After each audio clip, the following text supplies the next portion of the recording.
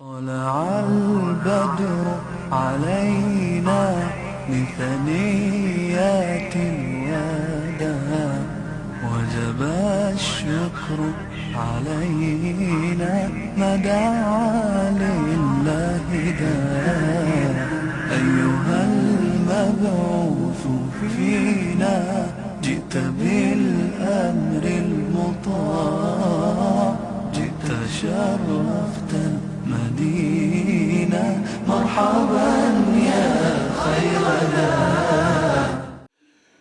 نحمده ونصلي على رسوله الكريم. اما بعد فقد قال الله تبارك وتعالى كما ورد في سورة الأحزاب: اعوذ باللہ من الشیطان الرجیم بسم اللہ الرحمن الرحیم ما كان محمد ابا احد من رجالکم ولكن رسول اللہ وخاتم النبیین وكان اللہ بكل شیء علیما. وقال عز وجل كما ورد في سورة التوبہ وسورة الفتح وسورة الصف: هو الذي أرسل رسوله بالهدى ودين الحق ليظهره على الدين كله. وقال عز وجل كما ورد في سورة السبا: وما أرسلناك إلا كافة للناس بشيرا ونذيرا. وقال عز وجل كما ورد في سورة الأنبياء: وما أرسلناك إلا رحمة للعالمين. وقال جل وعلا كما ورد في سورة الأعراف: قل يا أيها الناس إني رسول الله إليكم جميعا. صدق الله العظيم.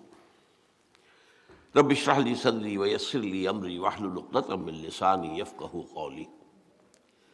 اللهم ربنا ألهمنا رشدنا وأعذنا من شرور أنفسنا. اللهم أرنا الحق حقا وارزقنا اتباعه وأرنا الباطل باطلا وارزقنا اجتنابه. اللهم صل على عبدك ونبيك ورسولك وحبيبك وخليلك محمد وبارك وسلم وسلم وبارك على جميع الأنبياء والمرسلين وعلى ملائكتك المقربين وعلى عبادك الصالحين وعلينا معهم يا أرحم الراحمين آمین یا رب العالمین. معزز حاضرین اور محترم خواتین، السلام علیکم ورحمۃ اللہ وبرکاتہ. آج جس موضوع پر میں گفتگو کرنے جا رہا ہوں اس کے مختلف اجزاء پر بہت مرتبہ میں گفتگو کر چکا ہوں. آج میری کوشش یہ ہوگی کہ ان جملہ اجزاء کو سمو کر ایک وحدت کی شکل میں ایک مکمل مضمون صغریٰ کبریٰ سمیت اور نتائج و عواقب سمیت آپ کے سامنے آئے. اور دوسری کوشش یہ ہوگی کہ میں اپنی عادت کے برعکس کوشش کروں کہ کوئی رنگ خطابت پیدا نہ ہو، بلکہ دھیمے انداز میں دو اور دو چار کی طرح سے بات کر کے آپ کے سامنے کچھ باتیں رکھوں تاکہ وہ ذہن نشین بھی ہو اور آپ بھی انہیں گنتی کے طور پر پھر یاد کر سکیں. چنانچہ میں نے ایک سینوپسس سا تیار بھی کیا ہے آج اس کی گفتگو کے لیے. اگرچہ میں نہیں کہہ سکتا، ہو سکتا ہے بعد میں میری عادت عود کر آئے. عادت کے معنی عود کرنے والی شے کے ہیں، ایک ہی مادہ ہے. بہرحال آپ دعا کریں کہ جو میں نے دو فیصلے کیے ہیں اللہ تعالیٰ مجھے ان کو پورا کرنے کی توفیق عطا فرمائے. دیکھیے، نبی اکرم صلی اللہ علیہ وسلم پر نبوت کا خاتمہ اور اختتام یہ ہمارے ایمان کا جزو لا ینفک ہے. اسے ایمان سے علیحدہ نہیں کیا جا سکتا. امت مسلمہ کی تاسیس کی بنیاد ہے. لیکن اس ختم نبوت کے دو پہلو ہیں. ایک پہلو وہ ہے جس سے ایک بہت بڑا قانونی، فقہی، شرعی حکم ملتا ہے، فیصلہ ملتا ہے. وہ بہت اہم ہے، بہت اہم ہے، بہت اہم ہے. اسی لیے اس پر علماء دین نے، ہمارے اسلاف نے رحمہم اللہ بڑی کوشش صرف کی ہے، محنت صرف کی ہے، بڑی جد و جہد کے ساتھ اس نقطے کو انہوں نے خوب واضح کیا۔ دوسرا پہلو جو ہے وہ زیادہ تر کہا جا سکتا ہے علمی پہلو ہے، اور اس سے کوئی فقہی حکم مستنبط نہیں ہوتا۔ البتہ نبی اکرم صلی اللہ علیہ وسلم کا جو مقام اور مرتبہ ہے انبیاء اور رسل میں، اس کی اصل اساس واضح ہوتی ہے۔ آپ کی فضیلت کی بنیاد کیا ہے یہ معلوم ہوتا ہے۔ تو اس اعتبار سے تو اہم تر بات ہو گئی، لیکن چونکہ یہ ایک علمی بات ہے، اس میں کوئی فقہی پہلو نہیں ہے، لہذا اس پر توجہ کم ہوئی ہے۔ اب آئیے وہ دو پہلو کیا ہیں۔ لفظ ختم کے اندر ہی وہ دو پہلو موجود ہیں۔ اردو میں بھی عربی میں بھی یہ لفظ دو معنی میں مستعمل ہوتا ہے۔ ایک یہ کہ کوئی شے پہلے تھی اب نہیں ہے، ختم ہو گئی، آٹا ختم ہو گیا، پیسے ختم ہو گئے، ایک چیز تھی اب نہیں ہے، اختتام یا خاتمہ ہو گیا۔ اور دوسرا پہلو یہ ہے کہ کوئی شے تدریجاً ترقی کر کے مکمل کر دی گئی۔ اس کو طالب علم کہتا ہے، اسکول کا لڑکا، میں نے اپنا کام پورا کر لیا، میں نے اپنا کام ختم کر لیا۔ آرمی میں ہوتا ہے، کسی گروپ کو کوئی خاص اسائنمنٹ دیا جائے تو اگر کامیابی ہو جائے وہیں سے فون پر وہ اپنے کمانڈر سے کہتا ہے مشن اکمپلشڈ، جو ہمارے ذمے فریضہ عائد کیا گیا تھا وہ ہم نے پورا کر دیا، ختم کر دیا۔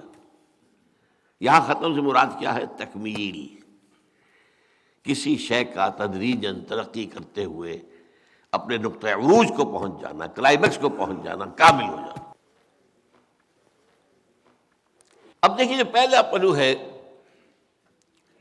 کہ پہلے نبوت تھی اب نہیں ہے، اس سے جو قانونی اور فقہی اور شرعی بات نکلی کہ حضور کے زمانے میں یا حضور کے بعد صلی اللہ علیہ وسلم جس کسی نے دعویٰ نبوت کیا وہ کافر، چاہے وہ بڑا موحد ہو، نمازی ہو، روزے دار ہو، تقویٰ کا ڈھونگ رچائے ہوئے ہو، عالم ہو، فلسفی ہو، کیسے باشد، جس نے دعویٰ نبوت کیا وہ کافر، ملت اسلام سے خارج، اور جس نے اس کی تصدیق کی مصدق وہ بھی گیا کافر، مرتد، واجب القتل۔ اگر اسلامی ریاست ہو اور پہلے وہ مسلمان تھے، یہ اور بات ہے، پہلے کوئی یہودی تھا اب عیسائی ہو گیا، ہمیں اس سے کوئی غرض نہیں، کوئی ہندو تھا اب عیسائی ہو گیا، ہمیں کوئی غرض نہیں، پہلے مسلمان تھا اور اب وہ غیر مسلم ہو گیا، وہ مرتد ہے، واجب القتل ہے۔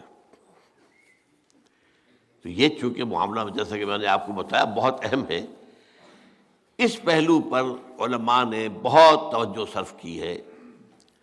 البتہ اس کے بارے میں ایک بات جان لیجئے کہ قرآن مجید میں جو اس کی دلیل ہے، اکثر و بیشتر علماء صرف ایک آیت دلیل پیش کرتے ہیں۔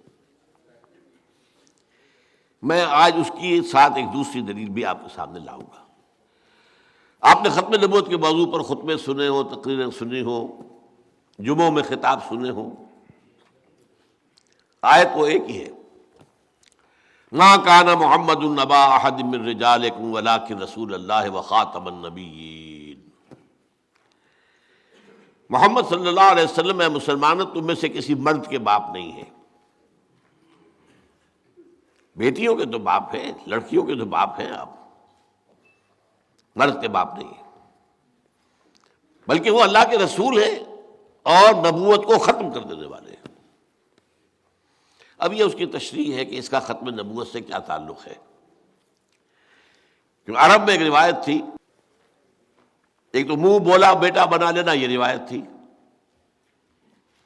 پھر اگر اس منہ بولے بیٹے کا انتقال ہو جائے یا وہ اپنی کسی بیوی کو طلاق دے دے تو اس کی بیوی حرام رہے گی اس باپ کے اوپر، منہ بولے باپ پر،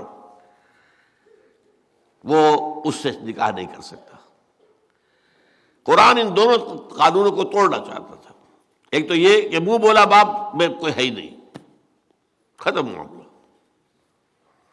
یہاں تک کہ زید ابن حارثہ کو جنہیں حضور نے اپنا منہ بولا بیٹا بنا لیا تھا اور لوگ زید ابن محمد کہنے لگے تھے، ان آیات کے بعد اس کو دوبارہ زید ابن حارثہ بن گئے ہو۔ نمبر دو یہ کہ حضرت زید سے حضور نے اپنی ایک پھوپھی زاد بہن کی شادی کرائی، حضرت زینب بنت جحش۔ وہ خود بھی پسند نہیں کرتی تھی، اس لیے کہ حضرت زید جو غلام رہ چکے تھے، اور یہ عرب میں کم تر درجے کا آدمی رہتا ہے جو کبھی غلام رہا ہو، چاہے پھر وہ آزاد ہو گیا ہو، لیکن وہ بالکل آزادوں کے برابر نہیں ہوتا۔ اور یہ ظاہر بات ہے، بنی ہاشم کی خاتون تو یہ سمجھتی تھی کہ میرا کفر نہیں ہے، حضور نے کہہ سن کر شادی کر دی۔ لیکن اس کے بعد یہی ہوا کہ حضرت زینب جو ہے، جو ادب یا جو عزت کرنی چاہیے تھی اپنے شوہر کی، وہ نہیں کر پائی۔ ظاہر بات ہے کہ وہ طبیعت کے اندر سے وہ بات تو نہیں نکلتی نا۔ تو حضرت زید نے مجبور ہو کر کہا کہ میں تمہیں طلاق دیتا ہوں، طلاق دے دوں گا۔ اس کی خبر پہنچی حضور تک، حضور نے بھی روکا، زید مت کرو ایسا، پہلے تو میں نے ان پر زور دے کر تو تم سے شادی کرائی، اب تم طلاق دے کر اور اسے زخم لگانا چاہتے ہو، ہم سکھانے کا زوجک رو کے رکھو۔ لیکن ظاہر بات ہے کہ میاں بیوی کے معاملات ایسے ہوتے ہیں کہ جو کسی اور کی سمجھ میں آنے والے نہیں ہوتے۔ وہ جو ہم کہتے ہیں نا، جوتا جس کو کاٹتا ہے وہی جانتا ہے۔ دیکھنے والا کہے گا بڑا اچھا جوتا ہے، فلیکس کا ہے، فلاں کا ہے، بہت اعلیٰ جوتا ہے، بھائی مجھے کاٹ رہا ہے۔ انہوں نے طلاق دے دی۔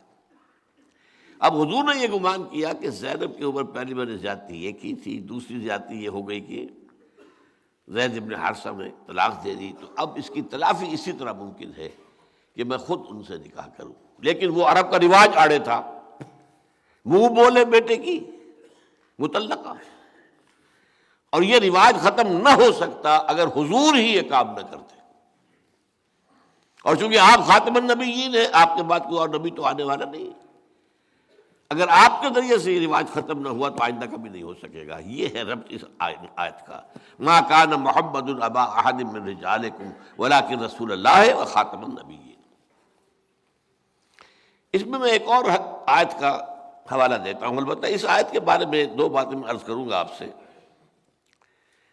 اس میں ایک لفظ جو آیا ہے خاتم، اس کی دونوں قرأتیں ہمارے ہاں مصدقہ ہیں، خاتم بھی خاتم بھی۔ اس آیت میں نے پڑھا خاتم النبیین، لیکن قرأت آپ کو معلوم ہے 7 قرأت 10 قرأتوں میں خاتم بھی ہے، اور خاتم کے معنی مہر کے ہیں، اور مہر کے بھی دو کام ہیں۔ ایک مہر تصدیق ہوتی ہے، کسی چیز کے اوپر آخری جو اتھارٹی تھی اس کی مہر لگ گئی، ٹھیک ہے بھائی، تصدیق۔ ایک یہ اس کا معنی ہوتا ہے کسی شے کو ختم کر کے مہر لگا دینا۔ ایک خط ہے، شاہی فرمان تھا، سیکریٹلی کہیں جانا تھا، وہاں اس خط کے لفافے کے اوپر مہر لگ جاتی تھی تاکہ کوئی ایلچی درمیان میں اس خط کو پڑھ نہ لے۔ خط کو پڑھنے کا کوئی راستہ اس کے سوا ممکن نہیں کہ مہر توڑے، تبھی تو اندر سے نکلے گی۔ لہذا یہ معاملہ وہ ہے جس کی بنا پر قادیانیوں نے ہمارے ہاں، اور ان کے جو مبلغین ہیں، چونکہ ان کی بڑی ٹریننگ ہوتی ہے، بہت سکھا پڑھا کر انہیں میدان میں ڈالا جاتا ہے، ایسے ہی نہیں۔ تو ہمارے ہاں اچھے اچھے لوگوں کو وہ ان بحثوں میں الجھا کر اور اس معاملے کو ان کے لیے قابل قبول بنا دیتے ہیں۔ نبیوں کی مہر ہے، بس جو بھی نبی آئے گا آپ کی مہر سے آئے گا، یہ مطلب ہے اس حوالے سے۔ لیکن میں ایک دوسری آیت آپ کے سامنے پیش کر رہا ہوں، عام طور پر یہ پیش نہیں ہوتی، کم سے کم میرے علم میں نہیں ہے۔ یہ سورہ آل عمران کی آیت نمبر 81 ہے۔ وَإِذْ أَخَذَ اللَّهُ مِيثَاقَ النَّبِيِّينَ لَمَا آتَيْتُكُم مِّن كِتَابٍ وَحِكْمَةٍ ثُمَّ جَاءَكُمْ رَسُولٌ مُّصَدِّقٌ لِّمَا مَعَكُمْ لَتُؤْمِنُنَّ بِهِ وَلَتَنصُرُنَّهُ۔ یاد کرو جب کہ اللہ تعالیٰ نے کہا تھا، تمام انبیاء سے میثاق لیا تھا، ایک میثاق النبیین، ایک میثاق ہے وہ ہماری ارواح جو کر کے آئیں، الستُ بربکم، قالوا بلا. اب ان میں سے جن جن کو نبی بننا تھا ان کی ارواح بھی تو تھی نا، ان سے ایک علیحدہ میثاق لیا گیا. کیونکہ یہ سلسلہ نبوت چلنا ہے، آدم پہلے نبی ہوں گے اور پھر بے شمار نبی آئیں گے. تو یہ عہد لے لیا کہ دیکھو جب تم میں سے کسی کے پاس میری ہدایت آ جائے، دین آ جائے، پھر ان کے تمہارے بعد کوئی اور نبی آئے، کوئی اور رسول آئے، تو تم یہ اپنی قوم کو آگاہ کر کے جانا، اس سے عہد لے کر جانا کہ ان کی مدد کریں گے، اس پر ایمان لائیں گے، اس کا ساتھ دیں گے. یہ نہیں کہ بس ایک لکیر کے فقیر ہو گئے، ہم نے تو ایک کو مانا ہوا ہے، اب جب نہیں مانیں گے. یہ عہد ہے میثاق انبیاء. یہی وجہ دیکھیے حضرت عیسیٰ نے کس قدر واضح الفاظ میں حضور کی خبر دی. آپ نے فرمایا بالکل اپنے آخری ایام میں اپنے صحابہ سے، جنہیں ہم حواری کہتے ہیں، مجھے ابھی تم سے اور بھی بہت سی باتیں کہنی تھی، لیکن ابھی تم ان کا تحمل نہیں کر سکو گے. لیکن جب میرے بعد وہ فارقلیت آئے گا، پیراکلیٹ، پیریکلائٹوس، کئی معنی انہوں نے بدلے ہیں اس لفظ کو. یہ لفظ جو ہے عیسائیوں کے اور ان کے علماء کی حلق سے اترتا نہیں ہے. اصل معنی اس کے ہے وہ جس کی بہت تعریف کی جائے، محمد صلی اللہ علیہ وسلم. لیکن یہ محبت کہیں ہمارے حلق سے نیچے نہ اتر جائے، تو انہوں نے بات پھیرا ہے اسے کافی. لیکن یہ کہ اس کے علاوہ کوئی اور بات سمجھ میں آ ہی نہیں سکتی کہ اس پیشن گوئی کا مصداق کون ہو سکتا ہے صلی اللہ علیہ وسلم. اب ہم دیکھتے ہیں کہ حضور نے تو خبر نہیں دی، یہ منفی دلیل ہو گئی. اگر آپ کے بعد نبی آنا ہوتا تو آپ ہمیں بتا کر جاتے، بلکہ آپ صحابہ سے عہد لیتے. تو ایسی کوئی دلیل موجود نہیں. اس کے برعکس اجماع ہے پوری امت کا، پوری امت کا، پوری امت کا. اور وہ اجماع شروع ہو گیا حضور کے دور میں. بعض مدعیان نبوت جو ہے جھوٹے، وہ حضور کے دور میں زندگی میں کھڑے ہو گئے تھے، ان کے خلاف جنگ کی گئی، معلوم ہوا کہ ان کو کافر مانا گیا. ابو بکر کے عہد میں بہت بڑا فتنہ اٹھا، جنگیں کی گئی، ان کو قتل کیا گیا. تو یہ اجماع ہے جو چلا آ رہا ہے. تو حضور صلی اللہ علیہ وسلم کے بعد کوئی نبی نہیں. البتہ اس موضوع پر احادیث بہت سی ہیں، میں ان میں سے دو آپ کو سناؤں گا اس وقت. ایک ہے ترمذی کی روایت ہے، یہ حضرت ثوبان سے رضی اللہ تعالی عنہ، انہ سیکون فی امتی ثلاثون کذابون دجالون کلہم یزعم انہ نبی وانا خاتم النبیین لا نبی بعدی. میری امت میں سے، اور بے شک اور اٹھے ہوں گے دنیا میں، کہاں کہاں کتنے کتنے اٹھے ہوں اللہ جانے. جیسے مورمن ایک فرقہ ہے عیسائیوں کا، اس کا آغاز کرنے والا جو تھا اس نے نبوت کا دعویٰ کیا تھا. تو وہ مورمنز جو ہیں عیسائیوں میں وہی کچھ ہیں جو ہمارے ہاں قادیانی ہیں. لیکن حضور تو کہنا میری امت میں سے یکون فی امتی ثلاثون کذابون، 30 ایسے جھوٹے اٹھیں گے جن میں سے ہر ایک کا یہ گمان ہوگا کہ وہ نبی ہے اللہ کا. وانا خاتم النبیین لا نبی بعدی، اور میں خاتم. اب یہاں خاتم کے ایک معنی معین ہو گئے، یہاں ختم کرنے کے معنی کہ میرے بعد نبوت نہیں. دوسری حدیث ہے لا تقوم الساعة حتى يخرج ثلاثون دجالون کلہم یزعم انہ رسول اللہ. یہ ابو داؤد کی ہے حضرت ابو ہریرہ سے رضی اللہ تعالی. لیکن میں یہاں ایک نقطہ بیان کر رہا ہوں جو اس سے پہلے کبھی میں نے بیان نہیں کیا ہے، آج ہی صبح میرا ذہن ادھر منتقل ہوا. ہمارے علماء کرام کا سب سے زیادہ زور جو ہوتا ہے ان احادیث پر ہوتا ہے بیان کرنے پر. لیکن بدقسمتی سے سر سید احمد خان کے زمانے سے، اور یہ کون ہے؟ ایک اعتبار سے غلام احمد قادیانی کے معاصر ہیں، کنٹمپریری. 1897 میں انتقال ہو رہا ہے سر سید کا، 1908 میں فوت ہو رہا ہے Ghulam Ahmad Qadiani. Difference of 9 years. اور سر سید کے ذریعے ایک بہت بڑا فتنہ شروع ہو چکا تھا امت کے اندر کہ احادیث نبویہ کی کوئی خاص اہمیت نہیں ہے، بس قرآن قرآن قرآن. اور قرآن کی پھر تفسیر کرنے میں جو اپنی عقل میں آئے. روک تو ختم ہو گئی نا. جو ایک خاص شکل بنتی ہے دین کی شریعت کی، وہ تو قرآن پر حدیث کا اضافہ ہوگا، قرآن پر سنت کا اضافہ ہوگا، تب شکل بنے گی. سنت کو اور حدیث کو ایک طرف رکھ دیجئے تو نماز بھی ایک نہیں ہے. نماز کیا ایک کیسے ہو جائے گی؟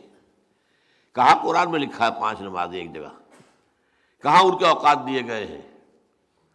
کہاں بتایا گیا کہ ظہر کی 4 رکعتیں فرض ہے، عصر کی 4 ہے، فجر کی 2 ہے اور یہ مغرب کی 3 ہے؟ کہاں ہے؟ سنتوں میں اتنا فرق کہ فجر کی سنتیں تو واجب کے درجے میں ہے، باقی کچھ سنتیں مؤکد ہوتی ہیں، کچھ غیر مؤکد. یہ سارا نظام کس نے دیا؟ تو میں نے چھوٹی مثال دی آپ کو. نماز کا نظام قائم نہیں ہو سکتا حدیث و سنت کے بغیر، تو دین کا نظام کیسے بن جائے گا؟ لہذا دین کے خلاف یہ بہت بڑی بغاوت تھی. لیکن یہاں ایک بات نوٹ کر دی، سید احمد خان مسلمانوں کے بہت مخلص تھے، مسلمانوں کے ساتھ خلوص، ان کی بہتری. انگریزی دور کے بعد اب جو مسلمانوں کا معاملہ ہو رہا تھا اس کے اندر وہ بہت بیتاب رہتے تھے، مضطرب رہتے تھے. ہندو تیزی سے بڑھ رہا تھا انگریز کی طرف، اور انگریز اس کو دعوت دے رہا تھا، اپنے قریب لا رہا تھا، اور مسلمانوں سے اسے ڈر تھا. میں نے چونکہ حکومت ہم نے ان سے چھینی ہے، یہ بغاوت کے جراثیم ان کے اندر موجود رہیں گے، انہیں پیچھے ہٹاؤ پیچھے ہٹاؤ پیچھے ہٹاؤ. اگر یہی بات جاری رہتی تو ہندوستان میں 100 برس کے دوران مسلمان تو رہ گئے ہوتے صرف کسائی یا پلے دار، بس اس طرح کا کوئی کام کرنے والے، باقی کو اور لوگ کھا رہے تھے. تو 2 پہلو ہیں سر سید کے، اور یہ میں چاہتا ہوں اس کو نوٹ کر لیجیے. ہماری ایک عام عادت ہے غلط، جس سے محبت ہے اس کی ہر شے درست، اور جس سے کوئی نفرت ہو جائے اس کی ہر شے بری. یہ بات ٹھیک نہیں. خذ ما صفا دع ما غدر، جو ٹھیک ہے صاف ہے اختیار کر دو. کوئی آدمی بھی مکمل صحیح نہیں، کوئی آدمی بھی مکمل غلط نہیں. مکمل صحیح صرف اللہ کے رسول، اور مکمل غلط وہ جو ہے عزازیل نامی شیطان لعین. لہذا ہمیشہ بڑوں کے بارے میں عقیدت کی وجہ سے ان کی غلط بات سے بھی نگاہ نہ بند کر لی جائے. میرا یہ معاملہ علامہ اقبال صاحب کے ساتھ بھی ہے، میں جتنی قدر میرے اندر ہے میرے دل میں آپ جانتے ہیں. لیکن یہ نہیں کہ ہر بات پر میں آنکھ بند کر کے ان کی بات میں مان لوں. قدر نہیں، اللہ نے بچایا ہے، ابھی تک بچایا ہے. اب 78 برس کی عمر تک بچا لیا ہے تو امید یہی ہے کہ بچائے رکھے گا. کوئی غلو عقیدت نہیں. مولانا مودودی سے اختلاف بیان کیا، لیکن یہ کہ اور یہ کہ خام خواہ کوئی اور بھی الزامات تراش دوں ان کے اوپر، کچھ اور کروں. جیسے کہ ہمارے ہاں عام طور پر مولویوں کا طریقہ یہ ہے کہ جس سے کوئی دوری ہو گئی پھر جو اینٹ روڑا پتھر ہاتھ میں آیا دے مارا، یہ دیکھے بغیر کہ یہ میں صحیح کر رہا ہوں یا نہیں کر رہا ہوں وغیرہ. تو خیر اس سے بچنا چاہیے. اور یہ میں نے آج سر سید احمد خان کے بارے میں آپ سے کہا، ہندوستان میں انکار حدیث، استخفاف سنت کے فتنے کی اصل جڑ سر سید احمد خان ہے.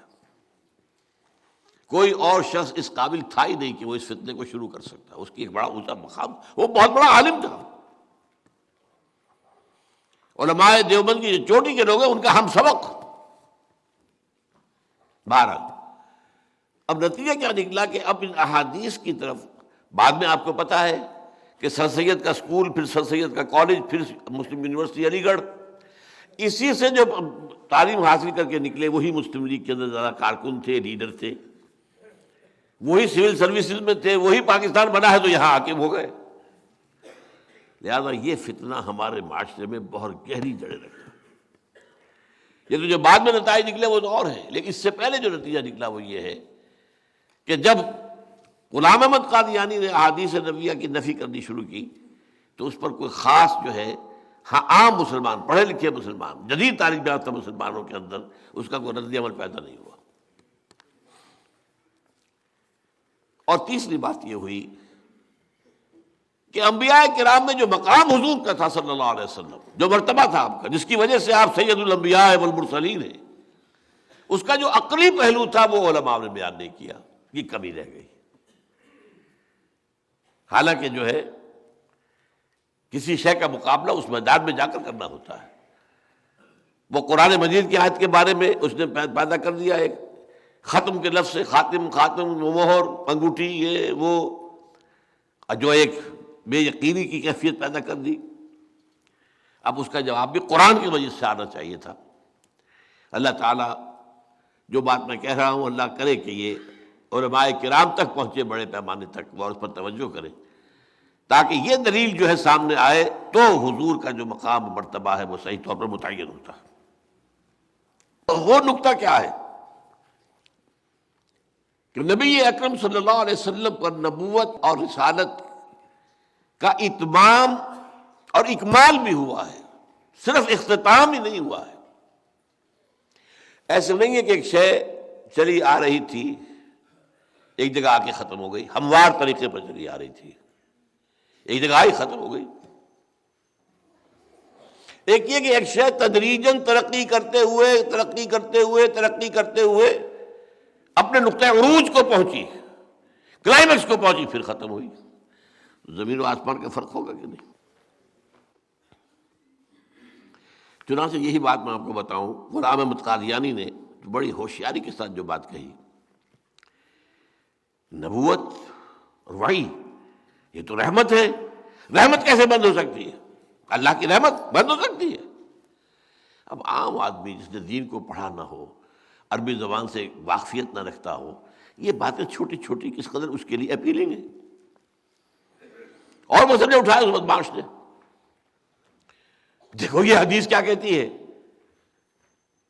حضرت عیسیٰ وہ تو زندہ آسمان پر اٹھا دیے گئے، اور ہمارے رسول، ہمارے محبوب وہ مر کر دفن ہو گئے زمین کے نیچے۔ یہ کیسے ہو سکتا؟ عام آدمی، جاہل آدمی آج بھی اس کے سامنے پہلے کوئی بات نہ آئی ہو، یہ بات آئے گی تو ایک دم چونکے گا، کوئی بات تو ٹھیک ہے نا، حضور کا رتبہ وہ تو زیر زمین دفن ہے، اور عیسیٰ آسمان پر اٹھا لیے گئے۔ یہ چھوٹی چھوٹی چیزیں ہوتی ہیں، عوام کو گمراہ کرنے میں یہ بہت مفید ہوتی ہے۔ ایک اور غلام احمد پرویز، اس نے چھوٹے چھوٹے مسئلے اٹھائے۔ اب چونکہ اسلامی شریعت میں یہ ہے کہ کسی شخص کی زندگی میں اس کا جو بیٹا فوت ہو گیا ہو، اس کی اولاد کے لیے وراثت میں حصہ نہیں ہے،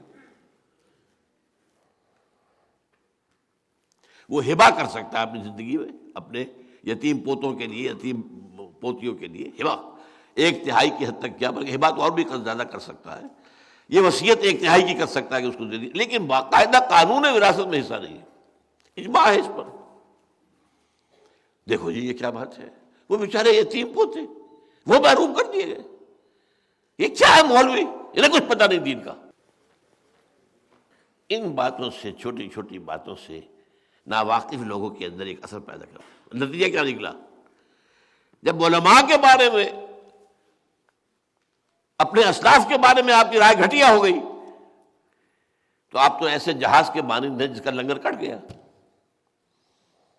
اگر لنگر نہیں رہا تو لہر جو آئے گی زوردار وہ ادھر لے جائے گی، یا ادھر سے آئے گی ادھر لے آئے گی۔ بے لنگر کا جہاز یہ ہمارے ہاں محاورتاً کنایتاً استعمال ہوتا ہے۔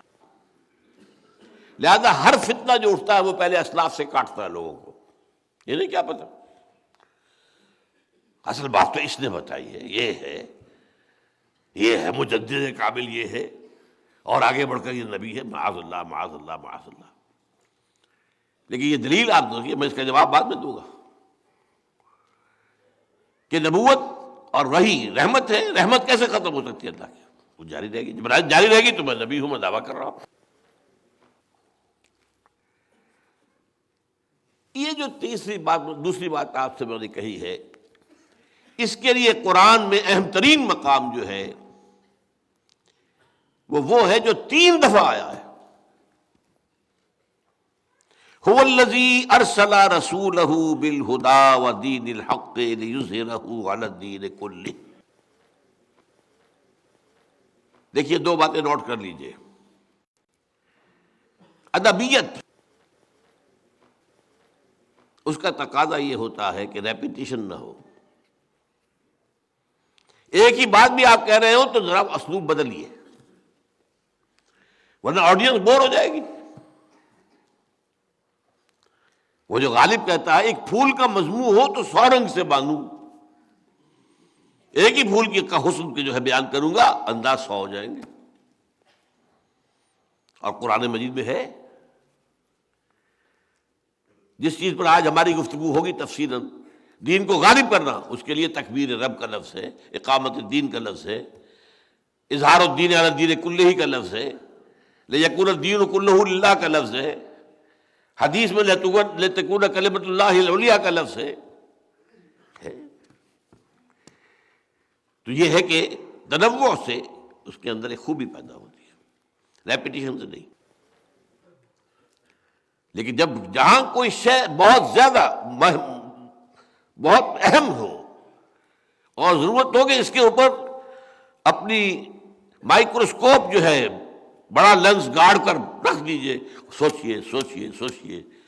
وہ جو غالب ہی نے کہا ہے،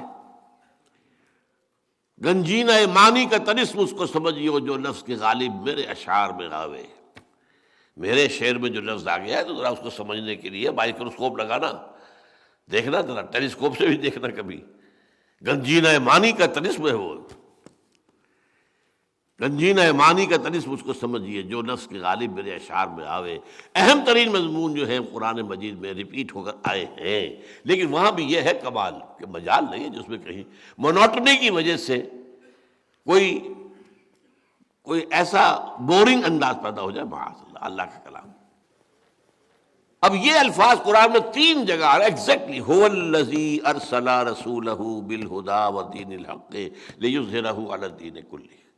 وہی ہے اللہ جس نے بھیجا اپنے رسول کو، اٹھایا اپنے رسول کو، بھیجا اپنے رسول محمد کو صلی اللہ علیہ وسلم بالہدی، الہدی قرآن حکیم دے کر، ودین الحق، اور دین حق دے کر، تاکہ غالب کرے اسے پورے کے پورے دین پر. یہ الفاظ 3 دفعہ حضور کے لیے، سورہ صف، سورہ فتح، سورہ توبہ. صف اور توبہ میں تو ایک ہی لفظ ہے آخر میں بھی، وَلَوْ كَرِهَ الْمُشْرِكُونَ، چاہے مشرکوں کو کتنا ہی ناگوار. لیکن یہ مشن ہے، وہی جو میں کہہ رہا تھا، مشن اکمپلشڈ. یہ مشن ہے جو محمد کو دیا گیا ہے. دین کی صرف تبلیغ نہیں کرنی، دین کو قائم کرنا ہے. There is a world of difference between the two. تبلیغ کر دی، ٹھیک ہے، وَمَا عَلَيْنَا إِلَّا الْبَلَاغُ، ہم نے پہنچا دیا، اب تم جانو، تمہارا کام جانے، تمہارا رب جانے. بھائی مجھے تو قائم کرنا ہے. یہ قائم کرنا، یہ تو یوں سمجھیے کہ بعد المشرقین ہے، بہت فاصلہ ہے. جو عشق تاب صبوری 1000% دست. دوسری بات، کسی دوسرے رسول اور نبی کے لیے یہ لفظ نہیں آئے. اس سے پہلے میں بیان کر چکا ہوں نا، کچھ حیثیتیں مشترک ہیں. تمام انبیاء نذیر بھی تھے، تمام انبیاء بشیر بھی تھے، تمام انبیاء داعی بھی تھے، تمام انبیاء اپنی جگہ پر روشنی کا چراغ بھی تھے، تمام انبیاء شاہد تھے. حضور کے لیے بھی فرمایا، یا ایھا النبی انا ارسلناک شاہدا ومبشرا ونذیرا وداعیا الی اللہ باذنہ وسراجا منیرا. یہ چیزیں مشترک ہیں، لیکن ان میں بھی ہر ایک کا اپنا اپنا مقام ہے. حضور کا ان 5 باتوں میں جو مقام ہے وہ بھی دوسروں سے اونچا ہے، مشترک ہے، لیکن بلندی کے اعتبار سے تو اضافہ ہو سکتا ہے. یہ الفاظ کسی کے لیے نہیں آئے.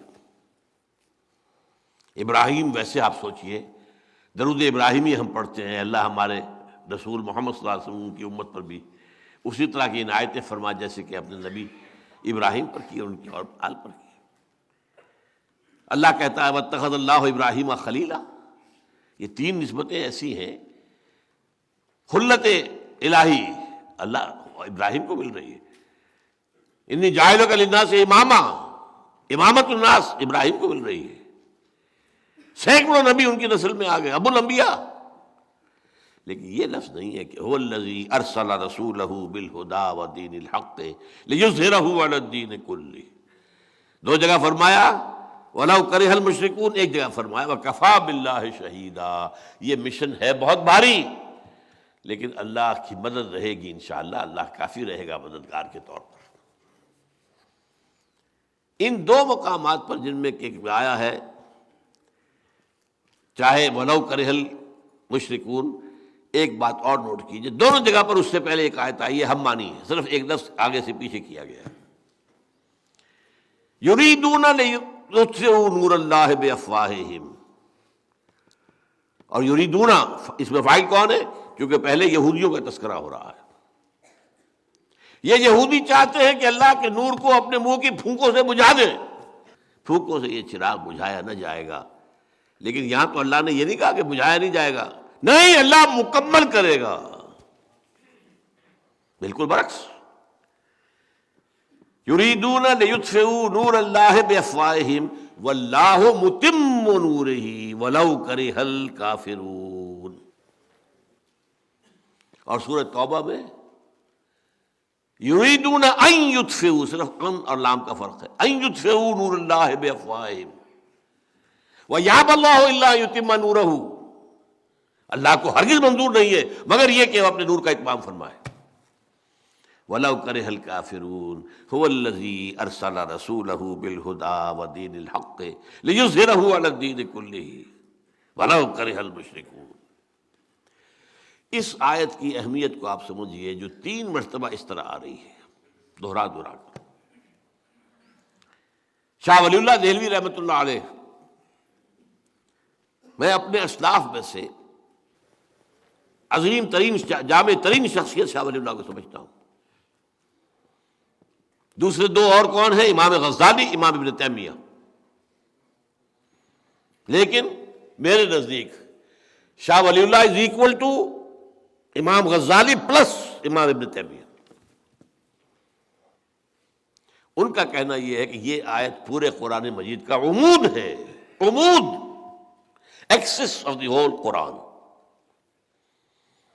آپ کہتے ہیں کسی کی بات سمجھنے کے لیے پہلے اس کی مراد سمجھو کیا ہے، مرکزی بات کیا ہے جو کہنا چاہتا ہے۔ ہوتا ہے ایک خطبہ ہوتا ہے، خطبے میں بات ایک ہی منوانی ہوتی ہے آڈینس سے، لیکن اس کی دائیں بائیں آگے پیچھے بہت سی چیزیں ڈسکس ہوتی ہیں، لیکن ایک مین چیز ہوگی۔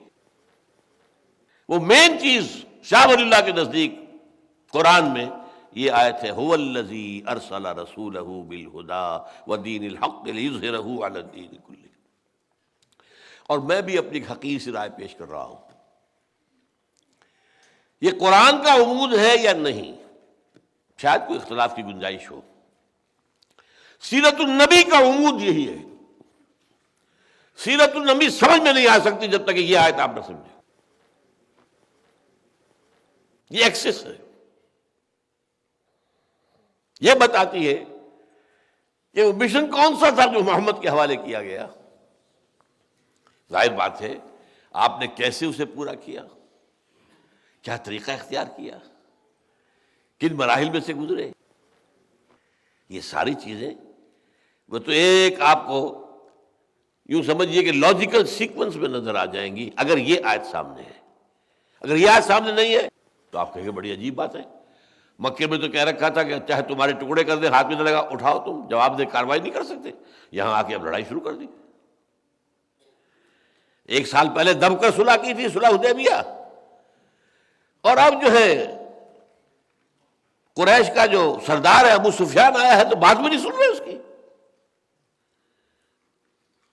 اسی سٹیج سے میں نے ایک صاحب کو، اب تو بہت بڑا نام ان کا ہو گیا ہے، ہندوستان کی حکومت کے چہیتے ہیں، RSS کے، بی جے پی کے بہت آنکھوں کا نور ہے، مولانا وحید الدین خان، انہوں نے یہیں پر کھڑے ہو کر بیٹھ کر تقریر کی تھی، مسلسل 1 گھنٹہ۔ اور یہ میرا ایک دور ہے زندگی کا، یہ 85 کی بات ہے غالباً، یہ تھا، وہ یہاں نہیں تھا اصل میں، یہ ہال نہیں بنا تھا ابھی، قرآن مجید کی جو مسجد ہے جامع القرآن کی، اس میں ہمارے رفقا تمام موجود تھے۔ اس وقت تقریباً 500 کی تعداد ہوتی تھی ہمارے ساتھیوں کی۔ ان کا جو کچھ ہوتا ہے صلح سے ہوتا ہے، جو کچھ ہوتا ہے صلح سے ہوتا ہے، جو کچھ ہوتا ہے صلح سے ہوتا ہے، لڑائی سے کچھ نہیں ہوتا، دلیل پر دلیل، دلیل پر دلیل، دلیل پر دلیل۔ اچھا، اس میں میں نے یہ رکھا تھا فارمیٹ کہ میں صدر تو تھا، چونکہ صدر تنظیم تھا، امیر تنظیم تھا، لیکن میں نے طے کیا تھا میں کوئی بات نہیں کروں گا، بس یہ مقرر ہے، یہ میری آڈینس ہے، کہہ لیں یہ میری بھیڑیں ہیں، میں نے پیش کرنی ہے آپ کے سامنے، اور ان سے میں نے کیا کہا تھا، میری بات میں جو غلطی ہو ان کے سامنے بیان کر دیجیے، مجھے بھی بتا دیجیے، اگر صحیح ہو تو اس کی تائید کر دیجیے، بس۔ اس میں انہوں نے جب یہ تقریر کی تو میں نے خاص طور پر اجازت لے کر ایک سوال میں آپ سے کر لوں اگر اجازت ہو کہ ہاں، میں نے کہا اگر جنگ اتنی ہی بری شے ہے جتنی آپ کہہ رہے ہیں، اور صلح اتنی ہی اچھی ہے جتنی آپ کہہ رہے ہیں، تو جب صلح حدیبیہ ٹوٹ گئی اور اب قریش کا سردار چل کر آیا مدینے کہ صلح تجدید کر دیجیے، حضور نے کیوں نہیں کی؟ مبہوت ہو کر ہے۔ جواب کیا دیا؟ انگریزی زبان میں دیا، نو کمنٹس۔ تو یہ میں آپ کو بتا رہا ہوں کہ یہ وہ تضادات ہیں جو دنیا کرتی ہے۔ ٹائم بھی نے تضاد دیا ہے۔ محمد failed as a prophet but succeeded as a statesman۔ نبی کی حیثیت سے تو محمد ناکام ہو گئے تھے۔ جو مکے کا محمد نظر آتا ہے کوئی نبیوں کی طرح کا ہے، جیسے حضرت عیسیٰ کا نقشہ ہے، آج یہاں دعوت ہے، آج یہاں تبلیغ ہے، آج یہاں کھڑے ہو کر بات کہہ رہے ہیں، یہ تھا نا آخر۔ کوئی گالی دے گیا تب بھی چپ رہے بلکہ دعائیں دے دی، کوئی کہہ گیا پاگل ہو گئے، کوئی کہتا ہے جنون کا عارضہ ہو گیا ہے، کسی نے کہہ دیا شاعر ہو گئے، کسی نے کہا شاعر ہو گئے، کذاب ہیں، لیتے ہیں وہ کہیں اور سے کسی سے وہ ڈکٹیشن لے کر آتے ہیں، ہم پر دوس جماتے ہیں، مجھ پر وہی آئی، سنیں سب سن رہے، کوئی جواب نہیں، درویشی، لیکن ناکام ہو گئے۔ مدینے والا محمد تو پہلے دن سے سپہ سالار ہے، ہیڈ آف دی اسٹیٹ ہے، دیر ہی سکسیڈڈ۔ اور اسی پر کتاب لکھ دی ڈاکٹر منٹگومری واٹ نے۔ جب ضیاء الحق صاحب نے شروع کی تھی سیرت کی تقریریں اور جلسے تمام ڈپارٹمنٹس میں، پھر ہر صوبے کے مرکزی مقام پر صوبائی کانفرنس، پھر پاکستان کی مین جو ہے وہ اسلام آباد میں، تو منٹگومری واٹ کو خاص طور پر بلایا تھا، اس لیے اس کی دو کتابیں بڑی عجیب ہیں، محمد ایٹ مدینہ، محمد ایٹ مکہ۔ لیکن اصل میں زہر کیا تھا اس کے اندر جو ہے انہوں نے کنٹراسٹ واضح کیا، یہ کچھ اور ہے، یہ کچھ اور ہے۔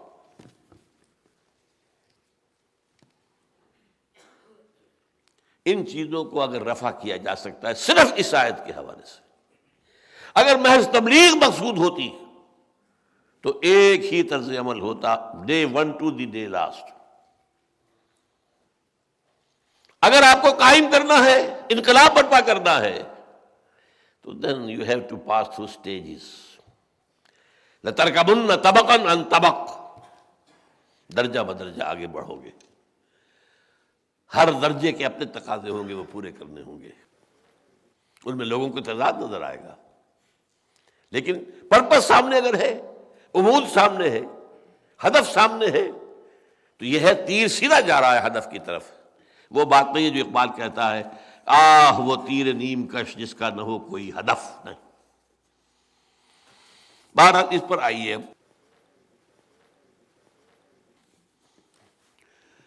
گویا آپ کی ذات مبارکہ میں نبوت اور رسالت کئی ہزار سالوں کے دوران میں رفتہ رفتہ اور تدریجاً ارتقاء کے مراحل طے کر کے اپنے نقطۂ تکمیل یا نقطۂ کامل یا نقطۂ عروج کلائمیکس کو پہنچ گئے۔ اور یہ آپ کی وہ حیثیت ہے جس میں کوئی نبی شریک ہی نہیں ہو سکتا، آخری نبی تو ایک ہی ہوگا، آخری تو دو نہیں ہو سکتا، اس اعتبار سے بھی، اور کامل تو ایک ہی ہو سکتا ہے، دو تو کامل نہیں ہوں گے۔ اور آپ دیکھتے ہیں کہ حضور کے بارے میں تکمیل، اتمام، تتمیم، اکمال، یہ لفظ بہت آتا ہے۔ الیوم اکملت لکم دینکم واتممت علیکم نعمتی ورضیت لکم الاسلام دینا۔ ابھی آپ نے دیکھا واللہ متم نورہ ولو کرہ الکافرون ویابی اللہ الا یتم نورہ ولو کرہ الکافرون۔ اور حضور کی ایک اور حدیث ہے، انما بعثت لاتمم مکارم الاخلاق، مجھے اس لیے بھیجا گیا ہے کہ اخلاق کی بہترین جو بلندیاں ہیں ان کو مکمل کر دوں۔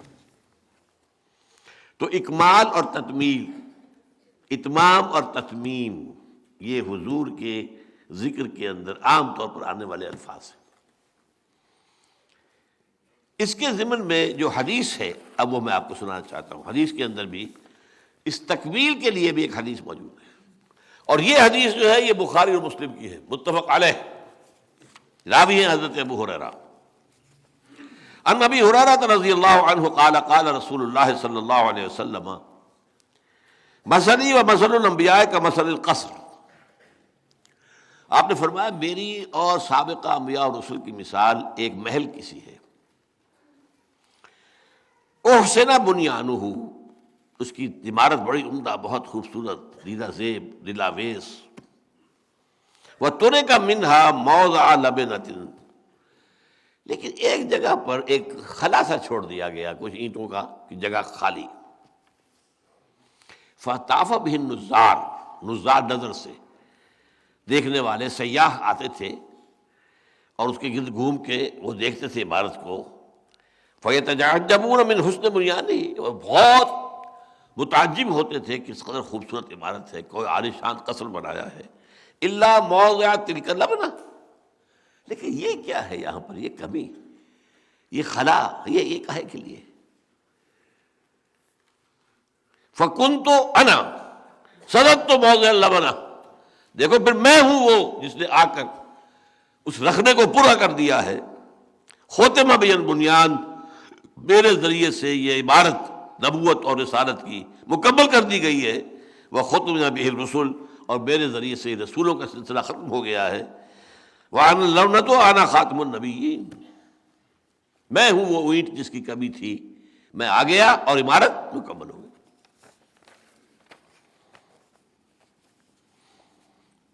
اب آئیے کہ غور کریں کہ نبوت اور رسالت کے آپ کی ذات مبارکہ پر کامل ہونے کے مظاہر کیا ہیں،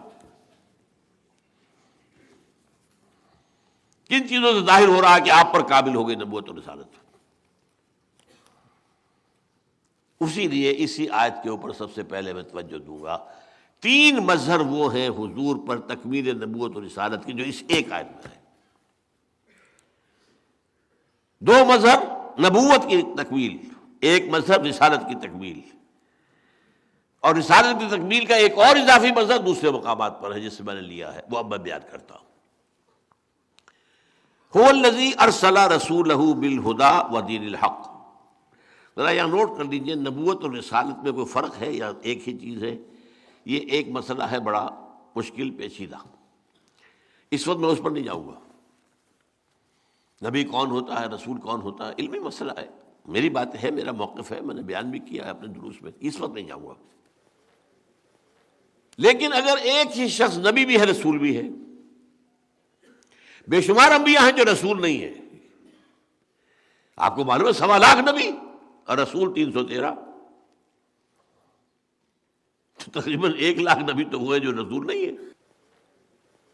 لیکن جو رسول بھی ہے نبی بھی ہے، اس کی ذات میں اس رسالت و نبوت کی نسبت کیا ہے، تعلق کیا ہے؟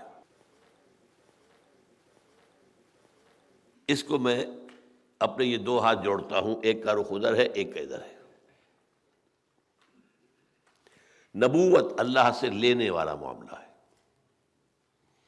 وہی آ رہی ہے، اس لیے میں نے اس کو یوں کیا، آسمان کی طرف اور یہ نیچے کی طرف۔ لینے والا حصہ نبوت، پہنچانے والا حصہ رسالت۔ رسالت کے معنی پیغامبر، پیغام پہنچاؤ۔ یہی بحث جو ہے تصوف میں چلتی ہے، نبوت بلندر ہے یا رسالت؟ اکثر لوگوں کا خیال یہ ہے کہ رسالت بلندر ہے، اونچا مقام ہے، رسول کل 313 ہیں، نبی تو 1 لاکھ ہے، نہیں، اصلاً نبوت افضل ہے، کیوں؟ اس کا رخ اللہ کی طرف ہے۔ یہ ہے جو امام رومی کہتے ہیں، مولانا روم، نبوت کا رخ اللہ کے، یہ اینٹینا ادھر سے ہے، اور ادھر جاؤ، اذهب الى فرعون انه طغى، یہ نزول کے مقام پر ہے، غار حرا میں وہ بلندی کے مراحل طے ہو رہے تھے، اور وہاں سے اتر کر حرا سے سوئے قوم آیا اور ایک نسخہ کیمیا ساتھ لایا۔ رسالت مرتبہ نزول میں ہے، نبوت مرتبہ عروج میں ہے۔ بہرحال یہ بھی ایک علیحدہ بحث ہے۔ اب جو حضور کو اللہ سے ملا وہ کیا ہے؟ هو الذی ارسل رسولہ بالہدی الہدی، یعنی قرآن حکیم نمبر 1. وہ دین الحق ہے، اور دین حق، سچا دین، کامل دین، عدل و انصاف کے بلند ترین لیولز کے اوپر پورا اترنے والا دین. یہ 2 چیزیں ملی ہیں، ان دونوں میں ارتقائی مراحل طے ہوئے. دیکھیے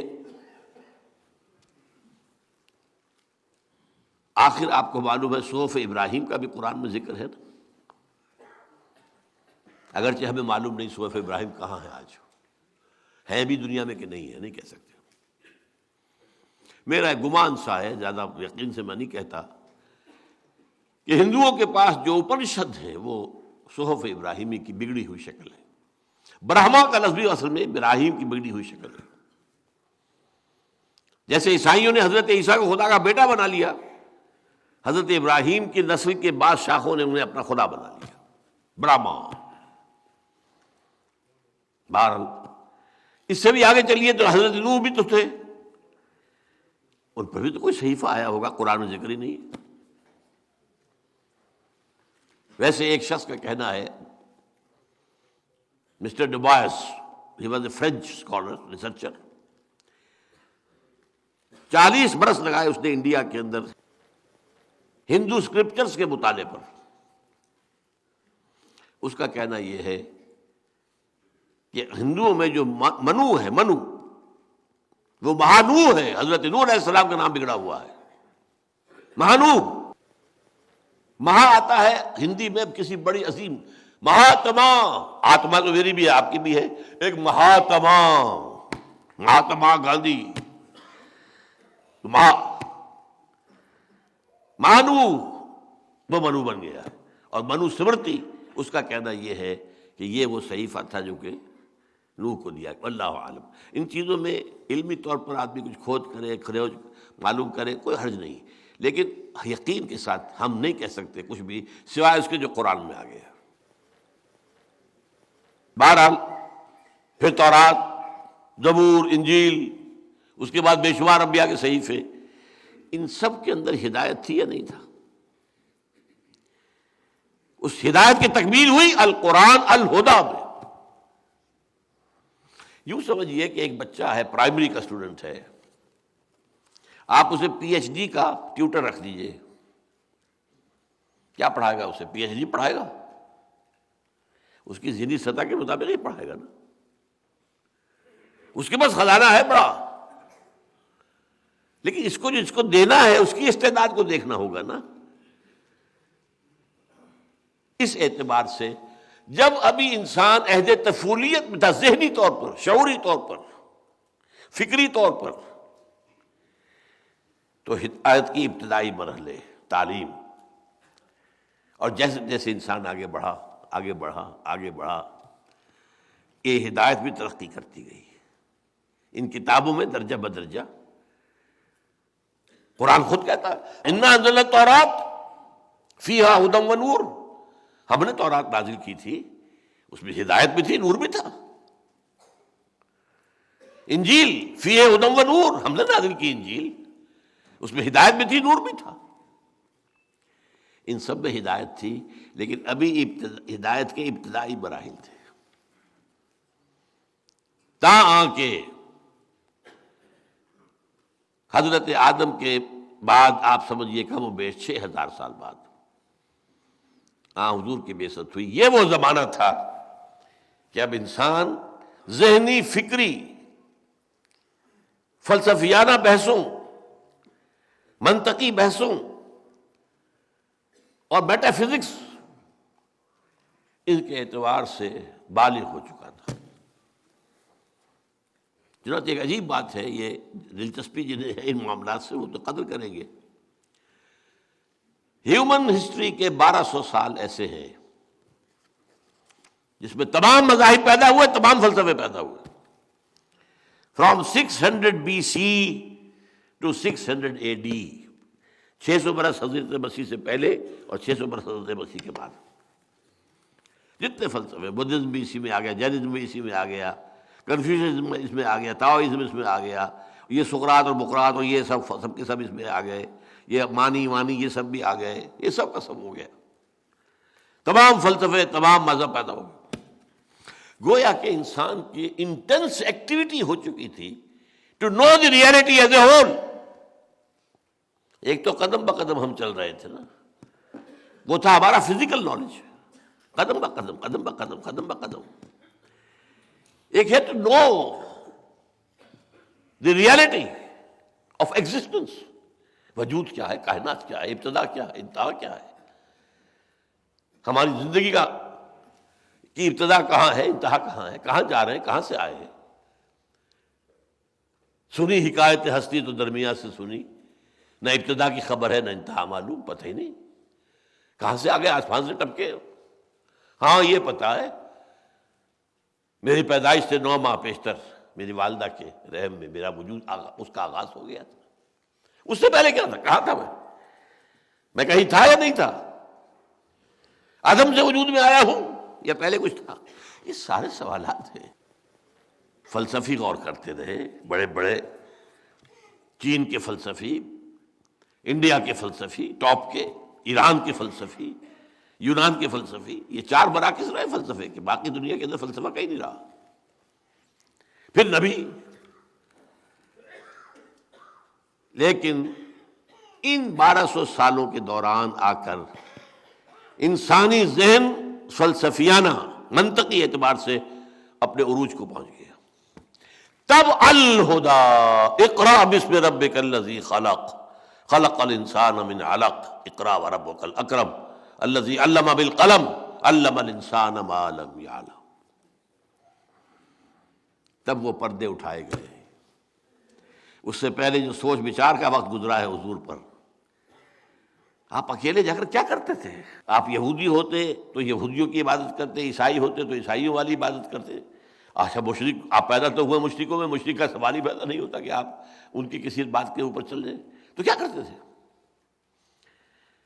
تو جو محدثین کا کہنا ہے کان صفت تعبدہ فی غار حرا التفکر والاعتبار، تفکر، غور، فکر، سوچ بچار۔ What is this existence, who am I? اور یہ جو غلط کام ہو رہا ہے کیوں ہو رہا ہے؟ یہ انسان پستی میں کیوں گر گیا ہے؟ کیا پستی ہی پستی ہے اس کی، یا اس کے وجود کا کوئی روشن پہلو بھی ہے؟ یہ سارا یوں سمجھیے کہ 6000 سال میں انسان نے جو فلسفیانہ شعور اور فکر حاصل کیا ہے، وہ چند مہینوں میں غار حرا کی خلوتوں میں محمد رسول اللہ صلی اللہ علیہ وسلم نے سارا سفر طے کیا۔ پھر وہ آیتیں نازل ہونی شروع ہوئی، یہ تکمیل ہو گئی قرآن مجید میں ہدایت کی۔ اچھا اب اس کے لیے دلیل دیکھیے، سب سے موٹی بات، تورات بھی اللہ کی کتاب، انجیل بھی سب اللہ کی کتاب ہے، قرآن بھی اللہ کا کلام، ٹھیک؟ قرآن کی حفاظت کا ذمہ لیا، انا نحن نزلنا الذکر وانا لہ لحافظون، تورات کا کیوں نہیں لیا؟ انجیل کا کیوں نہیں لیا؟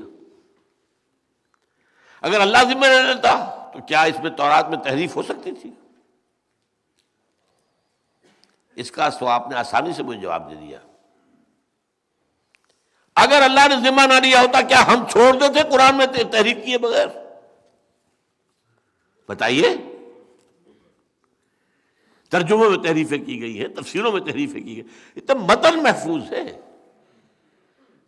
اس متن میں لا یاتیہ الباطل من بین یدیہ ولا من خلفہ، نہیں آ سکتا، یہ محفوظ ہے۔ انا نحن نزلنا الذکر وانا لہ لحافظون۔ یہ بات، یہ ایک لطیف انداز میں ذرا ٹینشن کم ہو جائے، میں کہا کرتا ہوں کہ ان کتابوں کو حق پہنچتا ہے کہ اللہ کی جناب میں شکوہ کریں، اے اللہ ہم بھی تیری کتابیں، یہ قرآن بھی تیری کتاب، یہ ہمارے ساتھ سو تیری بیٹیوں والا سلوک کیا گیا، ہماری حفاظت کا ذمہ نہیں لیا، اس کا لیا کیوں؟ جواب کیا ہے؟ بھئی ابھی تمہارے اندر ہدایت کامل ہوئی ہی نہیں تھی، تمہاری حیثیت تو مختلف ادوار میں گویا کہ ٹیمپریری انسٹرکشنز، ہدایات، یہ ہدایات تھی، ہدایہ الہدا وہ ابھی نہیں آئی تھی. اس میں احکام تھے، حکمت ابھی آئی نہیں تھی. حکمت کا تو آغاز انجیل سے ہوتا ہے، اس سے پہلے حکمت ہے ہی نہیں. تورات میں حکمت ہے ہی نہیں، خالی حکمت سے احکام احکام احکام احکام احکام احکام. سب سے موٹا لفظ ان کا کیا ہے؟ دی 10 کمانڈمنٹس، احکام عشرہ. ابھی انسان اس قابل تھا ہی نہیں کہ اس کو حکمت بھی سمجھائی جائے. لہذا ابھی جب وہ تکمیل ہونے والی تھی، وہ جب ہو گئی ہم نے اس کو محفوظ کر دیا. تمہارا معاملہ یہ نہیں تھا. یہ ہے وہ بات جو میں نے ایک دفعہ قادیانی نوجوان سے میری بات ہوئی. میں نے اس سے سوال کیا جو اسی بات پر کہ وہی تو رحمت ہے، نبوت رحمت ہے، محمد پر رحمت کامل ہو گئی، لیکن رحمت بند کیسے ہو سکتی ہے؟ میں نے کہا کیا تم یہ مانتے ہو کہ قرآن میں ہدایت کامل ہو گئی؟ جی بالکل بالکل بالکل مانتے. نمبر 2 مجھے یہ بتاؤ تمہارے خیال میں قرآن محفوظ ہے یا اس میں تحریف ہو گئی؟ نہیں نہیں نہیں، محفوظ ہے. تو پھر مزید ہدایت کی گنجائش بتاؤ مجھے کہاں سے نکلے گی؟ یا تو کامل نہ ہوئی ہوتی تو ابھی کامل ہونی ہے، نبی چاہیے، سلسلہ جاری رہنا چاہیے. گلاس ابھی پورا بھرا نہیں ہے تو پانی ڈالنا چاہیے. بھر گیا تو کہاں لے جائیں گے؟ یا کہیں بھر تو گیا تھا گر گیا کچھ، اچھا لے آؤ بھائی دوبارہ. 2 باتیں منوا لو. اگر قرآن میں ہدایت کامل ہو گئی اور اگر وہ محفوظ ہے تو کوئی منطقی، کوئی عقلی دلیل نہیں ہے کہ جس کی روح سے نبوت اور وحی کے جاری رہنے کا تصور پیدا ہو سکتا ہو. فَبُہِتَ الَّذِي كَفَرَ. وہ نوجوان جھگڑالو نہیں تھا، اس نے بات سمجھی. اب پتہ نہیں اس کے بعد کیا ہوا اس کا، لیکن یہ کہ یہ ہے دلیل تکمیل دین، تکمیل ہدایت، جو اصل ہے حضور کا مرتبہ اور مقام. اس کو اگر نمایاں ہم نہیں کرتے تو پھر یہ دوسرے جو جتنے فتنے ہیں ان کا سد باب نہیں ہوتا. اب دوسری بات پر آئیے. الہدیٰ دین حق. یہ دین حق کیا ہے؟ نظام زندگی. اس کا بھی ارتقاء ہوا کہ نہیں ہوا؟ اب یہ پولیٹیکل سائنس کا مسئلہ ہے، جو لوگوں کے موضوع ہے وہ اس میں دلچسپی لیں گے. ایک زمانہ تھا کہ ہمارے آباء و اجداد رہتے تھے غاروں میں، اور غار کا معاملہ کیا تھا؟ آئم دمانار کفا علیہ سروے، میں مالک ہوں اس کا، بات ختم. کوئی نظام اور تھا ہی نہیں، کوئی میونسپلٹی، کوئی سڑکوں کے اوپر لائٹیں ماؤنٹ کرنا، کچھ بھی. ہر ایک آزاد تھا جو چاہے کرے. یہ ذرا نوٹ کیجیے، آزاد. اگلی سٹیج آئی، قبیلے کا تصور آیا. ایک قبیلے کا شیخ ہے، تم اس قبیلے کے آدمی ہو. قبیلے کا ایک نظام ہے، سردار قبیلہ کا حکم ماننا ہوگا. ہمارے قبیلے کا یہ رواج ہے، یہ رسم ہے، یہ ریت ہے، یہ روایت ہے، کرنی ہوگی. یہ گویا کہ تمدن کی طرف پہلا قدم تھا. تمدن، یہ 2 الفاظ ہیں، تہذیب اور تمدن. یہاں بات تمدن کی ہو رہی ہے. اور اب میں نے روڈ جو کرایا ہے، پہلے قدم پر آزادی آزادی، اب یہاں کچھ نہ کچھ جگڑ بند شروع ہو گئے. تمہیں پسند ہو یا نا پسند ہو، you belong to such and such tribe, اور اس کی جو رسم ہے وہ یہ ہے، you have to complete it. اگلا دور آیا، ایک قبیلے نے اپنا شہر بھی بنا لیا، ایک گرد فصیل بھی کھینچ لی، اپنے نظام کو مستحکم کر. ایک قبیلے کی شہری ریاست قائم ہو گئی. مکہ ایک قبیلے کی شہری ریاست تھا جب حضور کے جب بعثت ہوئی ہے.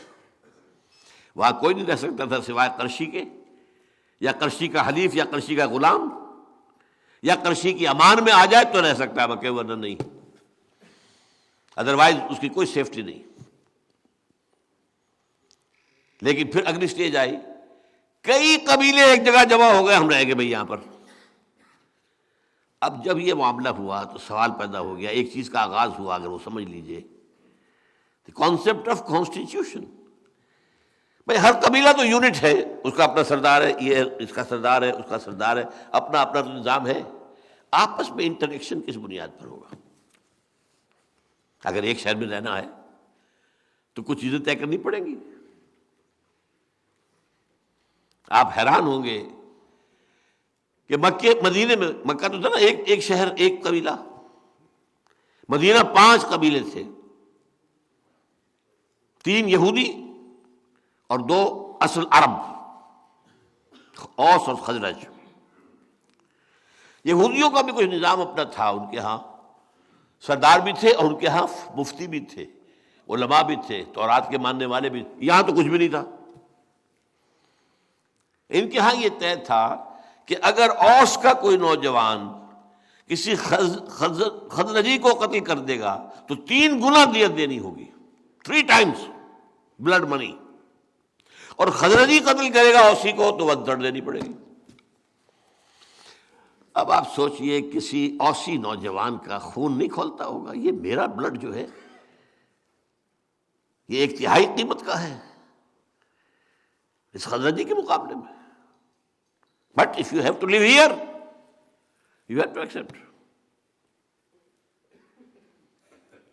اس کے بعد اگلی سٹیج آئی، اب امپائرس قائم ہوئی. امپائرس،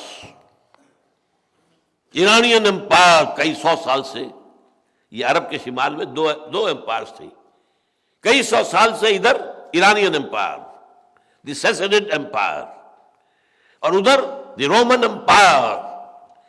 یہ امپائر اب کیا تھے؟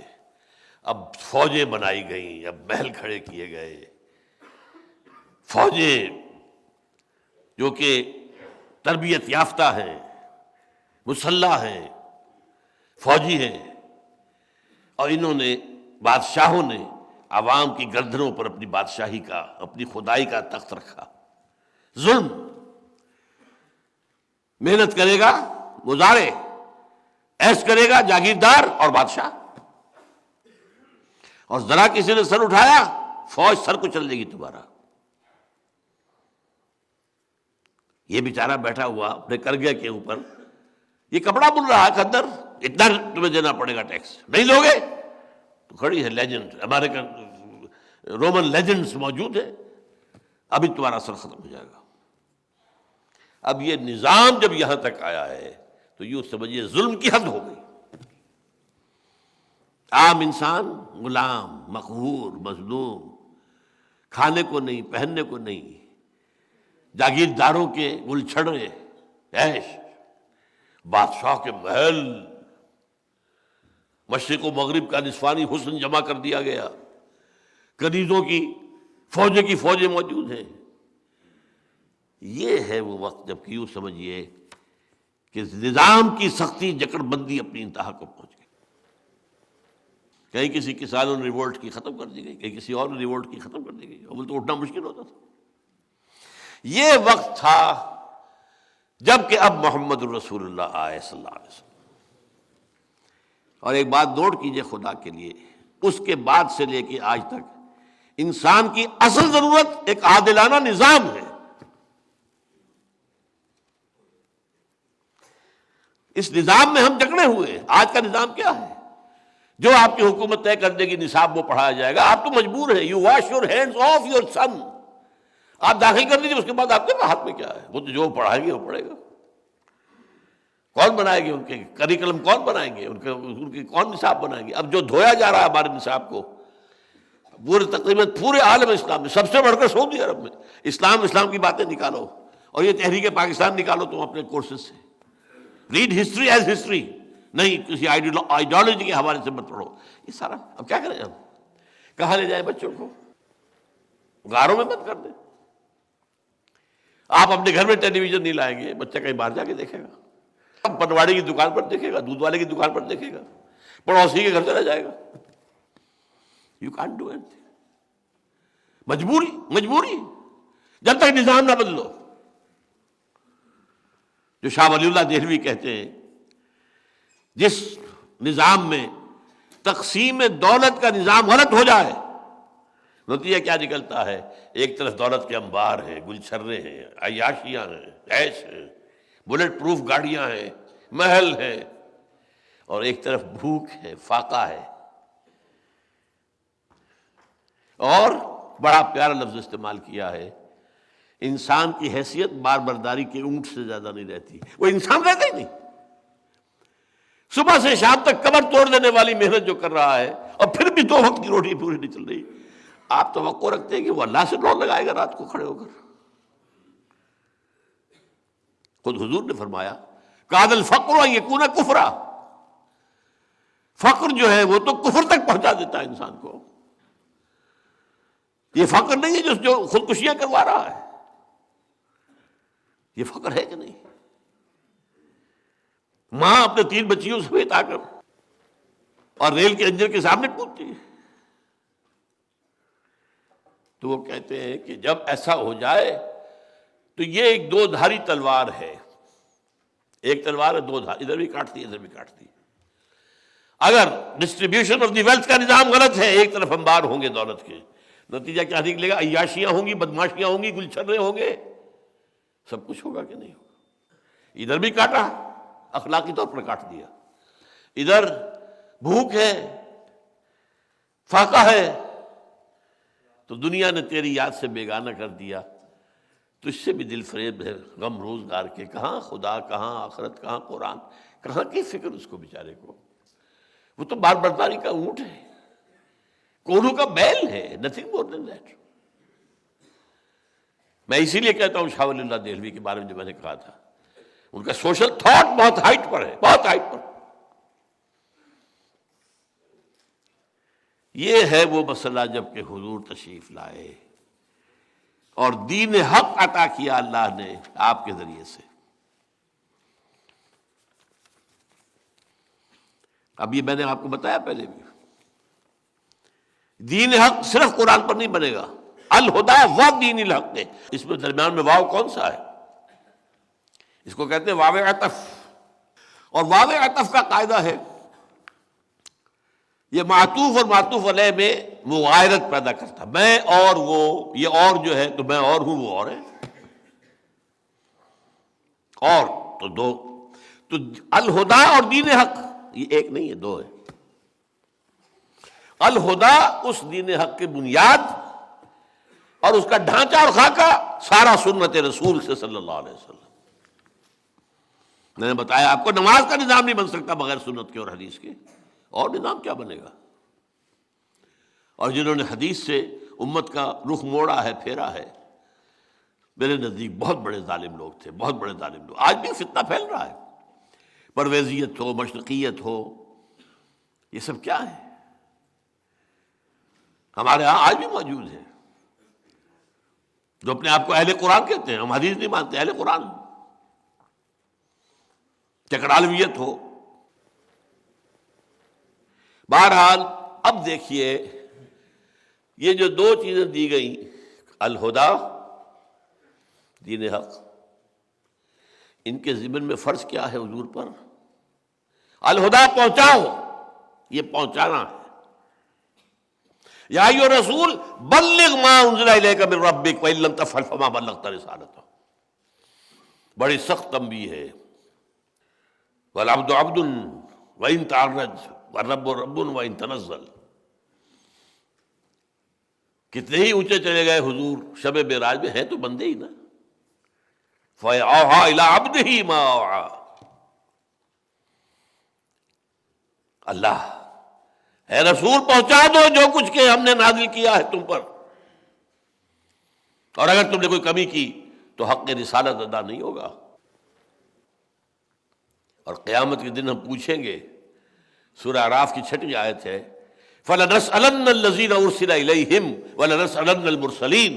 ہم پوچھ کر رہیں گے ان سے بھی جن کی طرف ہم نے اپنے رسولوں کو بھیجا. تم تک ہمارے رسولوں کا پیغام آیا کہ نہیں؟ اور ہم پوچھیں گے ان سے بھی جن رسول بنا کر بھیجا، تم نے ہمارا پیغام پہنچا دیا تھا کہ نہیں؟ یہی وجہ ہے کہ خطبہ حجۃ الوداع میں ذرا اندازہ کیجئے کیا تشویش ہوگی ذہن میں حضور کے، جس کی وجہ سے آپ نے اینڈ میں سوال کیا ہے. 1.25 لاکھ کا مجموعہ ہے. الا هل بلغت، 3 دفعہ ایک لفظ دوہرایا آپ نے. ایک طرف دائیں طرف دیکھا، سامنے، پھر بائیں، اور تھوڑے تھوڑے فاصلے پر لوگ کھڑے ہوئے تھے، دائیں بھی بائیں بھی سامنے بھی. وہ ریپیٹ کر رہے تھے، پہنچا رہے، 1.25 لاکھ کا مجمع، آپ کو لاؤڈ اسپیکر تو تھا نہیں۔ آخری سوال، الا هل بلغت، میں نے پہنچا دیا یا نہیں؟ جواب میں، اور یہ عام عادت کے خلاف تھا، عام طور پر صحابہ ادب کی وجہ سے اول تو حضور کے سوال کا جواب دینے سے کتراتے تھے، اللہ و رسولہ عالم، وہ چل بولے وہ طالب علموں کی طرح نہیں تھے کہ جو استاد کو بھی پڑھانا چاہے، اللہ و رسولہ عالم، پھر پوچھتے تھے حضور، تب جواب دیتے۔ یہاں پہلے ہی مرحلے پر 4 جواب دیے ہیں، انا نشہد انک قد بلغت الرسالۃ وادیت الامانۃ ونصحت الامۃ وکشفت الغمۃ۔ ہاں حضور، ہم گواہ ہیں، آپ نے حق رسالت ادا کر دیا، حق امانت ادا کر دیا۔ یہ قرآن ہمارے لیے اللہ نے اتارا تھا، آپ کے پاس تو امانت تھا نا، امت کی خیر خواہی کا حق ادا کر دیا، اور گمراہی کے اندھیاریوں کے بادل چھانٹ دیے۔ پھر الا هل بلغت، انا نشهد انک قد بلغت الرسالۃ وادیت الامانۃ ونصحت الامۃ وکشفت الغمۃ۔ یہ کیوں؟ اس لیے کہ وہ آیت سامنے تھی نا، فلنسألن الذین ارسل الیہم ولنسألن المرسلین، آخر رسول میں بندہ ہے، ونشهد ان محمدا عبدہ ورسولہ، ان سے بھی تو محاسبہ ہوگا۔ اے اللہ، میں نے پہنچا دیا تھا، اس لیے گواہی لے لی ہے، اے اللہ یہ انہوں نے مان لیا تھا کہ میں نے پہنچا دیا تھا۔ تو کام الہدا کے ضمن میں کیا ہے؟ تبلیغ، اور اس کے ذریعے سے جو اضافی کام لینا ہے وہ میں اگلے لیکچر میں بیان کروں گا۔ اور دین کو تقاضا کامل ہو گیا، اسے قائم کرو، یہ صرف تبلیغ کی شے نہیں ہے، بس یہ بات سمجھ لیجئے نکتہ، دین محض تبلیغ کے لیے نہیں، دین کو قائم کرو، غالب کرو، قائم کر کے دکھاؤ۔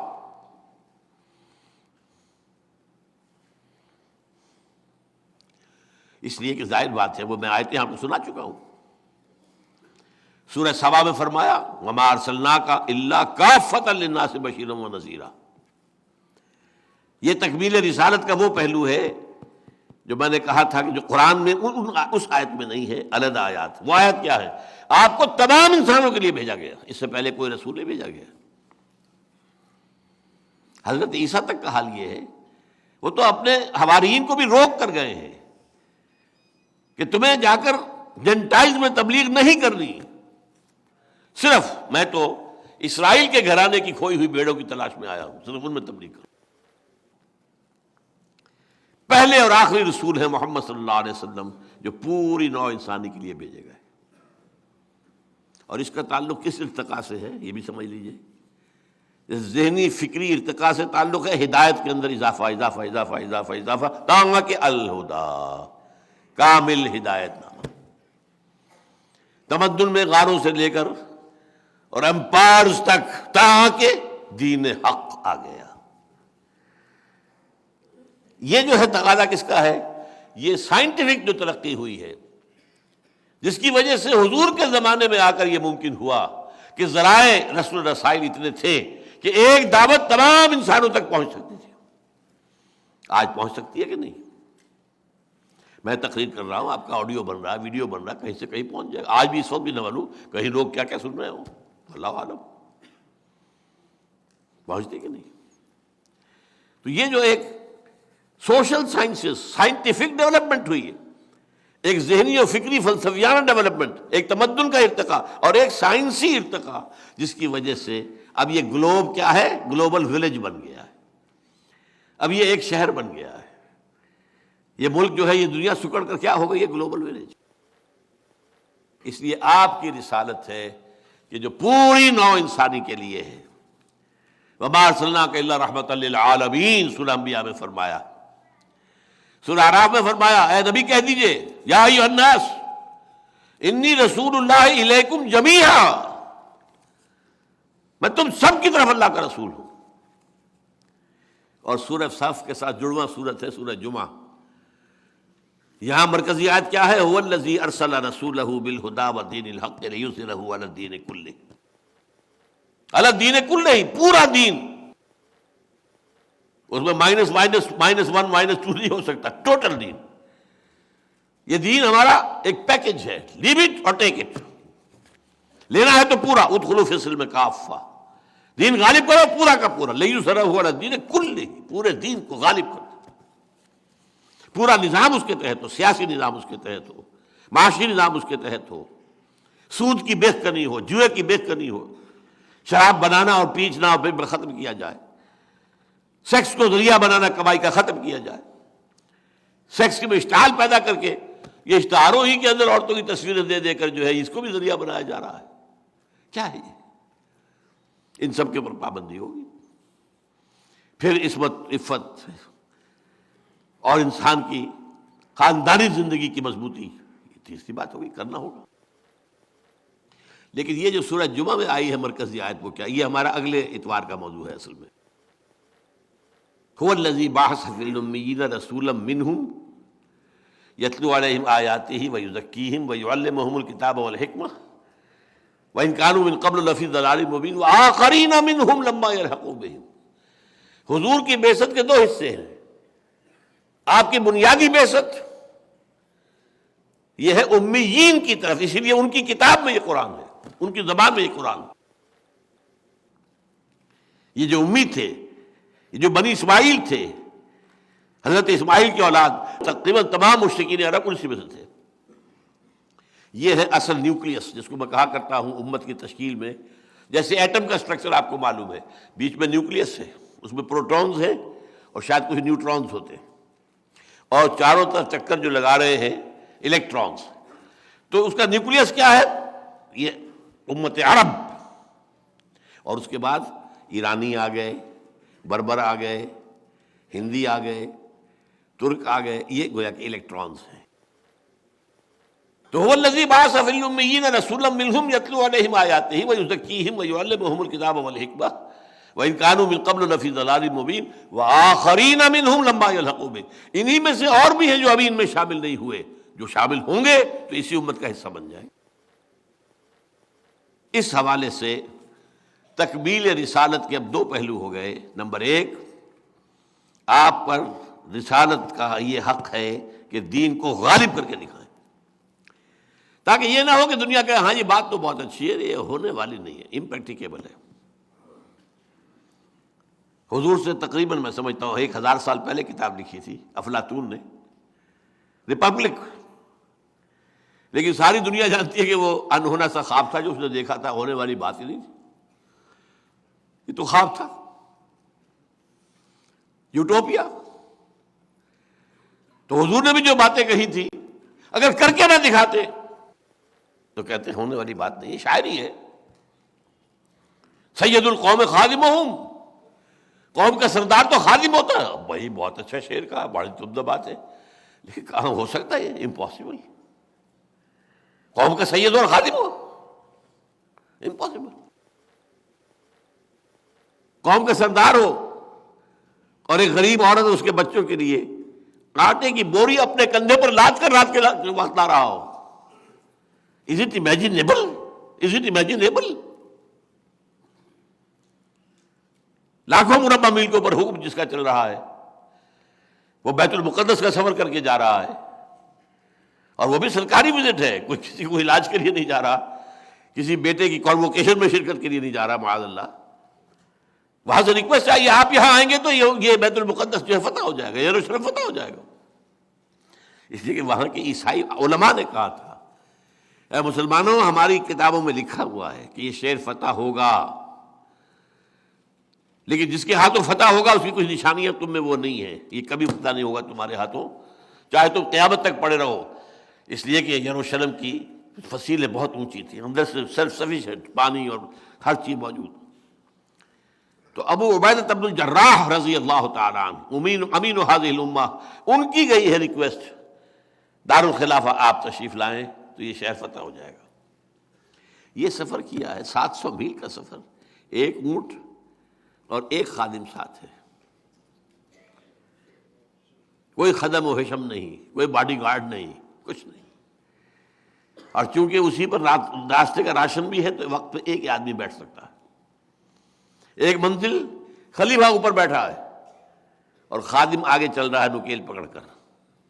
اگلی منزل خادم اوپر بیٹھا ہے اور خلیفہ آگے چل رہا ہے نکیل پکڑ کر.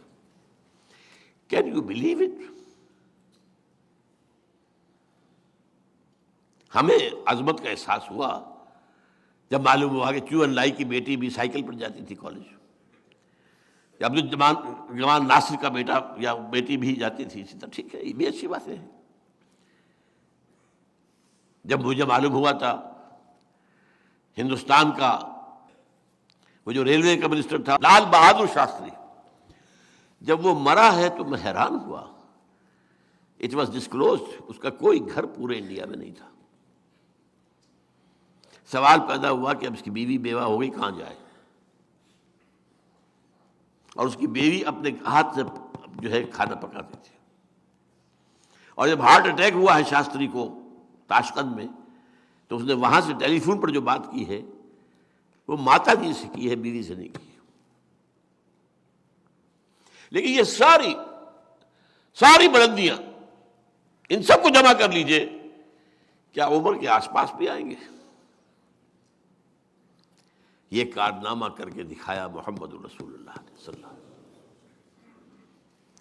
اس کو قائم کرو اور دنیا پر حجت قائم کر دو کہ ہاں دین یہی ہے، حق یہی ہے، نظام یہی ہے. اسی میں انسان کی فلاح ہے، اسی میں اس کی بہبود ہے، اسی میں اس کی اخلاقیات کی بلندی ہے، اسی میں اس کی تہذیب کی مضبوطی ہے، اسی میں اس کے تمدنی کے تقاضے پورے ہو سکتے ہیں. اچھا، اب امت پر جو مظہر ہے اس تکمیل امت نبوت اور رسالت محمد کی، وہ کیا ہے؟ حضور کو بھیجا گیا پوری نوع انسانی کے لیے. جب تک پورے عالم انسانیت پر اللہ کا دین اسی طرح غالب نہیں ہوتا، آپ کا مقصد بعثت پورا نہیں ہوا. عام آدمی کو کہے گا میری بات پہنچا دیں گے بغیر اس کے وضاحت کے، تو شاید وہ مجھے قتل کرنے پر آمادہ ہو جائے. حضور کا بعثت مقصد پورا نہیں ہوا، ایک درجے میں پورا ہو گیا. جزیرہ نما عرب پر اللہ کے دین کا غلبہ مکمل ہو گیا. اگر تو صرف عرب کے لیے آئے ہوتے تو ٹوٹل اکمپلشمنٹ ہو جاتی ہے اس مشن کی. آپ تو بھیجے گئے تھے پوری نوع انسانی کے لیے. جب تک پوری نوع انسانی تک وہ ہدایت نہ پہنچے اور پھر اس کے اوپر وہ نظام قائم نہ ہو، اس وقت تک تو وقت فرصت ہے کہاں، کام ابھی باقی. نور توحید کا اتمام ابھی باقی ہے. یہ اگر اقبال نے کہا تھا آج سے تقریباً 100 سال پہلے، تو ظاہر باتیں سوچیے، غور کرنے کی بات ہے.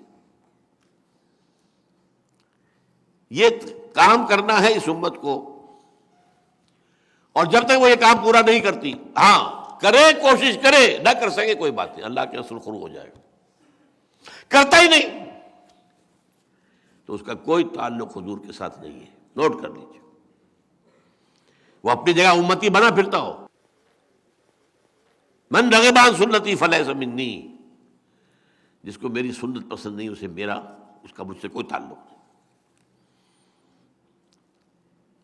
دین کے اعتبار سے اور حضور کے ساتھ اپنے تعلق کے اعتبار سے اس بات کو نوٹ کر لیجیے. یہ کام ہونا ہے، اس کا صغرا کبرا قرآن مجید میں موجود ہے. یہ جو آج کانفرنس آپ کو دیا گیا ہے، یہ ہدیۃً، اس کو ذرا کھول لیجیے. میں چاہتا ہوں کہ آپ اس کا مطالعہ میرے ساتھ کر لیں مکمل. یہ جو اقبال نے کہا تھا کہ دنیا کو ہے پھر مار کا روح و بدن پیش، تہذیب نے پھر اپنے درندوں کو ابھارا، اللہ کو پامر دیے مومن پہ بھروسہ، ابلیس کو یورپ کی مشینوں کا سہارا.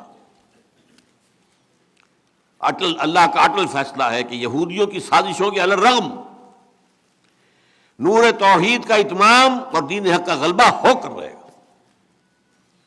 اس کے لیے صغرا کبرا کہاں ہے؟ جو ابھی ہم نے 2 آیتیں پڑھی، یریدون لیطفئوا نور اللہ بافواہہم واللہ متم نورہ ولو کرہ الکافرون، هو الذی ارسل رسولہ بالہدی ودین الحق لیظہرہ علی الدین کلہ ولو کرہ المشرکون، یعنی بھیجا اپنے رسول کو دین حق کے غلبے کے لیے. یہ صغرا ہو گیا. کبرا کیا ہے؟ وعد اللہ الذین آمنوا منکم وعملوا الصالحات لَيَسْتَخْلِفَنَّهُمْ فِي الْأَرْضِ كَمَا اسْتَخْلَفَ الَّذِينَ مِن قَبْلِهِمْ وَلَيُمَكِّنَنَّ لَهُمْ دِينَهُمُ الَّذِي ارْتَضَىٰ لَهُمْ وَلَيُبَدِّلَنَّهُم مِّن بَعْدِ خَوْفِهِمْ أَمْنًا يَعْبُدُونَنِي لَا يُشْرِكُونَ بِي شَيْئًا وَمَن كَفَرَ بَعْدَ ذَلِكَ فَأُولَٰئِكَ هُمُ الْفَاسِقُونَ. اس کا ترجمہ آپ جا کر پڑھ لیجیے گا، خود پڑھ لیجیے گا. اللہ نے وعدہ کیا ہے ایمان سے کہ یہ خلافت مل کر رہے گی، جبکہ ابھی حالات مدینے میں اتنے خطرناک تھے کہ ہر وقت اندیشہ رہتا تھا کہ ابھی کفر آئے گا، حملہ ہو جائے گا. یہ غزوہ احزاب سے پہلے کی بات ہے جس کا ذکر ہو رہا ہے. غزوہ احزاب اس میں سورہ نور کے اندر یہ آیت نازل ہوئی ہے. اب تیسرے صفحے پہ آئیے، چوتھے صفحے پہ. خلافت علی منہاج النبوت کا دور دوبارہ آ کر رہے گا. یہ ایک لمبی حدیث ہے. حضور نے اپنے زمانے سے لے کر اور قیامت تک 5 ادوار گنا دیے. یہ بھی جا کر پڑھیے گا، میں اس وقت تو صرف کروا رہا ہوں آپ کو ساتھ ساتھ، لیکن اس کی اہمیت کیا ہے یہ ہم نے آپ کی خدمت میں ہدیہ پیش کیا ہے. یہ جا کر پھینک نہ دیجیے خدا کے لیے، بہت بڑی توہین کے مرتکب ہو جائیں گے اور میں سمجھتا ہوں خیانت ہوگی. ان پر ظاہر بات ہے تنظیم کے کارکنوں کے پیسے خرچ ہوئے، ایسے تو نہیں چھپتی، تو اس کا حق ادا کیجیے. پہلا دور دور نبوت. حضور نے کہا میں رہوں گا جب تک اللہ چاہے گا. پھر دور نبوت ختم. پھر خلافت اللہ منہاج النبوت کا دور آئے گا، وہ بھی رہے گا جب تک اللہ چاہے گا، پھر ہٹا لے گا، اٹھا لے گا. پھر ظالم بادشاہت کا زمانہ آئے گا. بنو امیہ، بنو عباس، یہ کون تھے؟ حادثہ کربلا کب ہوا؟ واقعہ ہررا کب ہوا؟ میں اشارے کر رہا ہوں صرف.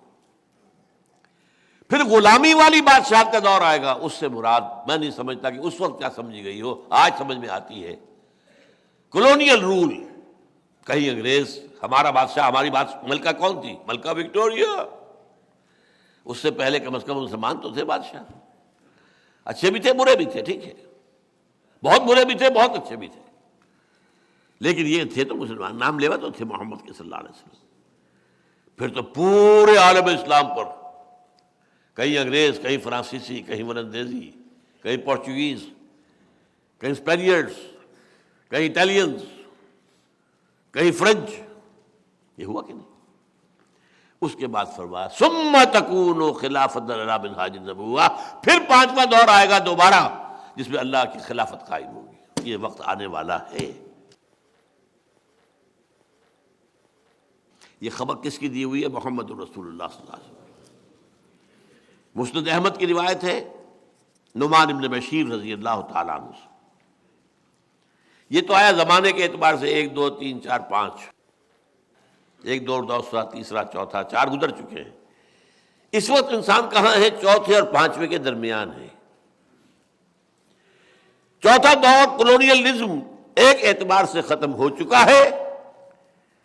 انگریز چلا گیا، فرانسیسی چلے گئے، اسپینیئرز چلے گئے، اٹالینز چلے گئے، ولندیزی چلے گئے، پورچوگیز چلے گئے. ایک اعتبار سے گئے. ایک اعتبار سے اب اثر نو ایک نیا مالیاتی شکنجہ کسا جا رہا ہے پوری نوع انسانی پر. یہ IMF، world bank, multi nationals, trips. اب اس کی وضاحت میں نہیں جا سکتا اس وقت. ایک طرف مغرب جو ہے شیطان اور یہودیوں کی زیر قیادت، اصل قیادت یہودی کی، میدان میں قیادت امریکہ کی. پیچھے اصل طاقت، پلانر، نقشہ دینے والا، پروگرام دینے والا یہودی. اب جو آنے والا دور ہے وہ اپنے یہودی چاہتے ہیں ہمارا مالیاتی شکنجہ پوری دنیا کو کس لے اپنے اندر، بٹ امریکہ چاہتا ہے ہمارا جو یہ قبضہ ہے دنیا پر مکمل ہو جائے. اور زائنسٹ جو ایجنڈا ہے 5 نکاتی، ایک بہت بڑی جنگ ہو جس میں گریٹر اسرائیل قائم ہو جائے، وہاں سارے دنیا کے یہودی لا کے جمع کر دیے جائیں. اس کے بعد جو ہے دنیا میں وہاں ان کا دجال ظاہر ہوگا، جو ان کو کہے گا میں مسیحا ہوں اور پوری دنیا ہم فتح کریں گے. پھر جنگوں کا دور ہوگا، حضرت جو ہے مہدی آئیں گے، حضرت عیسیٰ نازل ہوں گے، پھر جو ہے عالمی سطح پر اسلام کا نظام قائم ہوگا اور وہ نظام پھر گلوبل ہوگا. اس کو میں نے صرف بیان اس وقت کر دیا. اگلی حدیث پڑھ لیجئے. جب یہ نیا نظام اب آئے گا تو اس کی ایکسٹینٹ کیا ہوگی، کتنا پھیلا ہوا ہوگا؟ کل جہاں معمور ہوگا نغمہ توحید سے. عن ثوبان رضی اللہ عنہ قال رسول اللہ صلی اللہ علیہ وسلم ان اللہ زوالی الارض فرأيت مشارقها ومغاربها وان امتی سيبلغ ملكها ما زوئ لي منها. حضرت ثوبان فرماتے ہیں کہ رسول اللہ صلی اللہ علیہ وسلم نے فرمایا ہے کہ میرے لیے پوری زمین کو لپیٹ کر مجھے دکھا دیا گیا، اور سن لو میری امت کی حکومت ان تمام علاقوں پر قائم ہو کر رہے گی جو زمین کو لپیٹ کر مجھے دکھا دیے گئے. اور یہ مسلم شریف کی روایت ہے، معمولی نہیں. مسلم شریف، ترمذی، ابو داؤد، ابن ماجہ. اور یہی وہ نقشہ ہے اصل میں جو اقبال نے بیان کیا ہے. آسماں ہوگا سحر کے نور سے آئینہ پوش، اور ظلمت رات کی سیما پا ہو جائے گی. پھر دلوں کو یاد آ جائے گا پیغام سجود، پھر جبیں خاک حرم سے آشنا ہو جائے گی. آنکھ جو کچھ دیکھتی ہے لب پہ آ سکتا نہیں. محو حیرت ہوں کہ دنیا کیا سے کیا ہو جائے گی. شب گریزاں ہوگی آخر جلوہ خورشید سے. یہ چمن معمور ہوگا نغمہ توحید سے. گلوبل اللہ تعالیٰ کی حکمت. اور ایک اور حدیث اسی موضوع کی پڑھ لیجئے. عن المقداد رضی اللہ عنہ انہ سمع رسول اللہ صلی اللہ علیہ وسلم یقول لا يبقى على ظہر الارض بیت مدر ولا وبر الا ادخلہ اللہ کلمۃ الاسلام بعز عزیز وذل ذلیل اما یعزهم فیجعلهم من اہلها او یذلهم فیدینون لها قلت فیکون الدین کلہ للہ. مقداد ابن اسود فرماتے ہیں رضی اللہ تعالیٰ عنہ، حضور نے فرمایا زمین پر کوئی گھر نہیں بچے گا، نہ اینٹ گارے کا بنا ہوا، نہ خیمہ جو جانوروں کے کمبلوں سے بنایا جاتا ہے، جس میں اللہ اسلام کے کلمے کو داخل نہ کر دے. لا یبقى علی ظہر الارض. زمین پر دو ہی طرح کی بستیاں ہیں نا، یا نوبیڈس ہیں، وہ اپنے جو ہے خیمے اٹھائے پھرتے ہیں، جہاں جہاں دیکھی کہ گھاس واس ہے خیمے گاڑ لیے بیٹھ گئے. یا پھر جو ہے آپ کو معلوم ہے پوری طرح سے آبادیاں ہیں، شہر ہیں. نہ کوئی شہر کا کوئی گھر بچے گا، نہ کوئی کسی ویران کے اندر جو ہے لگنے والا خیمہ بچے گا جس میں اللہ کا کلمہ داخل نہ ہو جائے. اور اس داخلے کے دو راستے ہوں گے، بعز عزیز و ذل ذلیل. یا تو صاحب عزت کے اعزاز کے ساتھ اور یا ذلیل کی ذلت کے ساتھ. اور وہ کیا ہوگا؟ یا تو اللہ تعالیٰ اس خیمے والے گھر والے کو اسلام کی توفیق دے دے گا تو اس کے گھر میں کلمہ اسلام داخل ہوگا، لیکن اس کا بھی اعزاز ہوگا. وَلِلَّهِ الْعِزَّةُ وَلِرَسُولِهِ وَلِلْمُؤْمِنِينَ وَلَكِنَّ الْمُنَافِقِينَ لَا يَعْلَمُونَ. عزت اہل ایمان کا حق ہے. اور یا پھر وہ مغلوب ہوگا اور اسے وہ کام کرنا پڑے گا، یود الجزیۃ عن یدٍ وہم صاغرون، چھوٹے بن کر رہے. غلبہ اسلام کا ہوگا، اس کے نیچے وہ یہودی رہے، عیسائی رہے، جو چاہے رہے. اچھا، اس سے پہلے کا ایک مرحلہ ہے، اب یہ آخری میری گفتگو ختم ہو رہی ہے. اس سے پہلے کا مرحلہ یہ ہے کہ دنیا میں یہ جو ہے سیکنڈ فیز تھا جو میں نے بیان کیا ہے، جس میں حضرت مہدی کا ظہور ہے، گریٹر اسرائیل کا قیام ہے، پھر حضرت عیسیٰ کا آنا ہے، گریٹر اسرائیل کا گریٹر گریو یارڈ بننا ہے، پھر یہودی ختم ہو جائیں گے. حضرت عیسیٰ عیسائیت کو ختم کر دیں گے، عیسائیت اسلام میں ضم ہو جائے گی، پھر پوری دنیا میں اسلام کا غلبہ ہوگا. پہلا فیز جو ابھی چل رہا ہے اس کو جان لیجئے، یہ ہمارے لیے بڑا سخت اور کڑوا ہے. ابھی ہم پر اللہ کے عذاب کی کوڑے برسنے والے، خاص طور پر عالم عرب پر، اس لیے کہ ان پر اللہ کی رحمت بہت بڑی تھی. اللہ نے انہیں بہت اونچا مقام دیا. وہ حضور کی امت میں سے محمد عربی تھے، عربی النسل، محمد عربی. اب اس سے بڑی فضیلت کیا ہوگی جو انہیں حاصل ہو گئی. اور نمبر 2، دائمی فضیلت، ان کی زبان میں اللہ کا کلام موجود ہے. پھر بھی انہوں نے کہیں بھی ایک چپا زمین پر بھی. جیسے وہ کولونیلزم سے فارغ ہوتے گئے، کسی نے امریکہ کو اپنا قبلہ بنا لیا، کعبہ بنا لیا، کسی نے روس کو بنا لیا، اسلام کو نہیں. بدترین سزا کے مستحق وہ ہیں، اور اس کی خبر حضور نے دے رکھی ہے، ویل للعرب من شر قد اقترب. ہلاکت، بربادی، تباہی ہے عربوں کے لیے اس شر سے جو قریب آ چکا ہے، زیادہ دور نہیں ہے. لیکن نمبر 2 ہم ہیں پاکستانی. ہم نے ایک ملک حاصل کیا اسلام کے نام پر. اللہ سے گڑ گڑا کر، اللہ ہمیں انگریز کی غلامی سے نکال کر ہندو کی غلامی سے جانے سے بچا لے. کوئی آثار نہیں تھے، کوئی ہمارے اندر طاقت نہیں تھی، کوئی ہماری حیثیت نہیں تھی، کوئی ہمارا پشت پناہ نہیں تھا. برطانوی حکومت چونکہ لیبر کی تھی، وہ ہمارے خلاف تھی. ماؤنٹ بیٹن چیلا تھا گاندھی کا، اور ماؤنٹ بیٹن کی بیوی کے ناجائز تعلقات تھے نہرو کے ساتھ. یہ تو حالات. قائد اعظم محمد علی جناح سے ایٹلی نفرت کرتا تھا.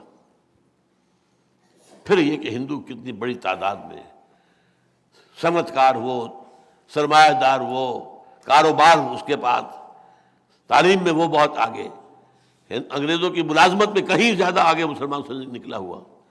لیکن اللہ نے یہ ہمیں ملک دیا. اس کا ذکر ہے سورہ اعراف کے اندر کہ حضرت موسیٰ سے کہا تھا بنی اسرائیل نے، اے موسیٰ ہم پر تو آپ کے آنے سے پہلے بھی ظلم ہوتے تھے، آج بھی ہو رہے ہیں، ہمارا حال تو نہیں بدلا. فرمایا عسیٰ ربکم ان یہلک عدوکم، فرمایا ہو سکتا ہے، قریب ہے، تمہارا رب تمہارے دشمن کو ہلاک کر دے گا، اور پھر وَيَسْتَخْلِفْكُمْ فِي الْأَرْضِ، تمہیں زمین میں خلافت دے گا. فَيَنْظُرَ كَيْفَ تَعْمَلُونَ، پھر دیکھے کہ تم کیا کرتے ہو. اس امتحان میں ہم پڑے ہوئے ہیں آج سے 62-63 سال پہلے سے. اب کیا کیا ہم نے؟ کہاں ہے وہ اسلام؟ نماز روزے والا اسلام تو ہے، وہ کہاں نہیں؟ وہ تو ہندوستان میں بھی ہے، وہ تو امریکہ میں بھی ہے، کہاں نہیں ہے؟ وہ اسلام کا، وہ نظام، وہ دین حق کہاں ہے؟ وہ سید القوم خادمہم کہاں ہے؟ یہاں تو سید القوم سب سے بڑے ہیں، ان میں سے جھوٹے وہ ہیں. جو سب سے بڑے وعدہ خلاف ہے وہ سید القوم ہے، جو سب سے بڑے غبن کرنے والے وہ سید القوم ہے. تو واقعہ تو یہ ہے کہ ہم مستحق ہو چکے ہیں، ہم بھی عذاب الہی کے عربوں کی طرح. لیکن یہ ہے کہ میں اس سلسلے میں چند باتیں عرض کر دوں. میرے اوپر بہت سے انوار آئے ہیں. ابتدا میں مجھے یقین تھا کہ پاکستان اسی نقشے کے تحت اللہ نے بنایا ہے اور یہی سے نظام خلافت کا آغاز ہوگا. چونکہ حضور نے یہ فرمایا ہے جب مہدی ظاہر ہوں گے عرب میں، یہ حدیث پڑھ لیجئے آپ اس کو صفحہ 7 پر. عن عبداللہ ابن الحارث رضی اللہ عنہ قال قال رسول اللہ صلی اللہ علیہ وسلم یخرج الناس من المشرق یعطون للمہدی یعنی سلطانہ. جب مہدی کا ظہور ہوگا عرب میں تو ایک مشرقی ملک سے فوجیں آئیں گی جو اس کی حکومت کو قائم. اب ظاہر بات ہے پاکستان اسی مشرق کے اندر تو ہے نا، افغانستان بھی ہے، بھارت بھی ہے اور ایران بھی ہے. لیکن جہاں سے بات چلی کہ پاکستان کا مطلب کیا، لا الہ الا اللہ، وہ تو ایک ہی ملک تھا نا. لہذا اور اس سے پہلے کی بھی یہ میں بیان کر چکا ہوں بہت سی چیزیں، اس وقت میں تفصیل میں نہیں جا سکتا. مجھے یقین تھا کہ یہیں سے انشاءاللہ وہ نظام قائم ہوگا اور پھر یہیں سے فوجیں جائیں گی حضرت مہدی کی حکومت قائم کرنے کے لیے. اور وہ کیوں، وہ بھی مجھ پر واضح ہے. عرب کھوکھلے ہو چکے ہیں، ان میں دم نہیں ہے، پیسہ ہے، عیاشیوں نے کھوکھلا کر دیا. لہذا ان کے اندر یہ ہمت نہیں ہے کہ وہ کھڑے ہوں اور یہودیوں سے جنگ کر سکیں. اگر کر سکتے ہوتے تو اب تک کبھی کا کبھی اسرائیل کو اٹھا کر پھینک دیا ہوتا میڈیٹرینین کے اندر. نہیں ہے، بالکل نہیں. یہ کسی اور طرف سے فوجیں جائیں گی. اور علامہ اقبال نے ہی چونکہ ایک شعر یہ کہا ہے، خضر وقت از خلوت دشت حجاز آیت بروں، کارواں زیں وادی دور و دراز آیت بروں. خضر وقت حضرت مہدی عرب کے ریگزار میں اپنی خلوت سے باہر آئیں گے. اس میں شیعوں کا عقیدت بھی آ گیا اور سنیوں کا بھی. شیعہ کے نزدیک مہدی کون ہے؟ ان کے 12ویں امام ہیں جو چھپے ہوئے ہیں. یہ مصرع کور کر رہا ہے ان کو بھی. اور ہمارے ہاں کیا روایت ہے کہ عرب میں ایک بادشاہ کے انتقال کے بعد خانہ جنگی شروع ہوگی، اس وقت ایک شخص بھاگ کر مدینے سے مکے میں چھپ جائے گا، یعنی لوگ دیکھ رہے ہوں گے کہ شاید یہ اس وقت میں سامنے آئے اور قوم کی کچھ رہنمائی صحیح کرے، اور وہ بچ کر جائے گا۔ پھر لوگ انہیں وہاں سے خلوت سے کھینچ کر تلاش کر کے نکال کر لائیں گے اور ان کے ہاتھ پر بیعت کریں گے، وہ بیعتی ہوگی۔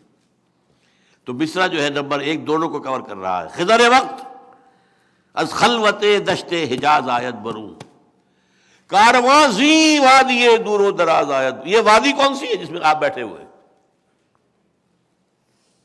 کبھی سوچا ہے؟ یہ وادی سندھ ہے۔ وادی کسے کہا کرتے ہیں؟ 2 پہاڑی سلسلے ہیں، اس کے درمیان میں وادی ہے، کوئی بڑی ندی، کوئی بڑا جو ہے دریا بہ رہا ہے۔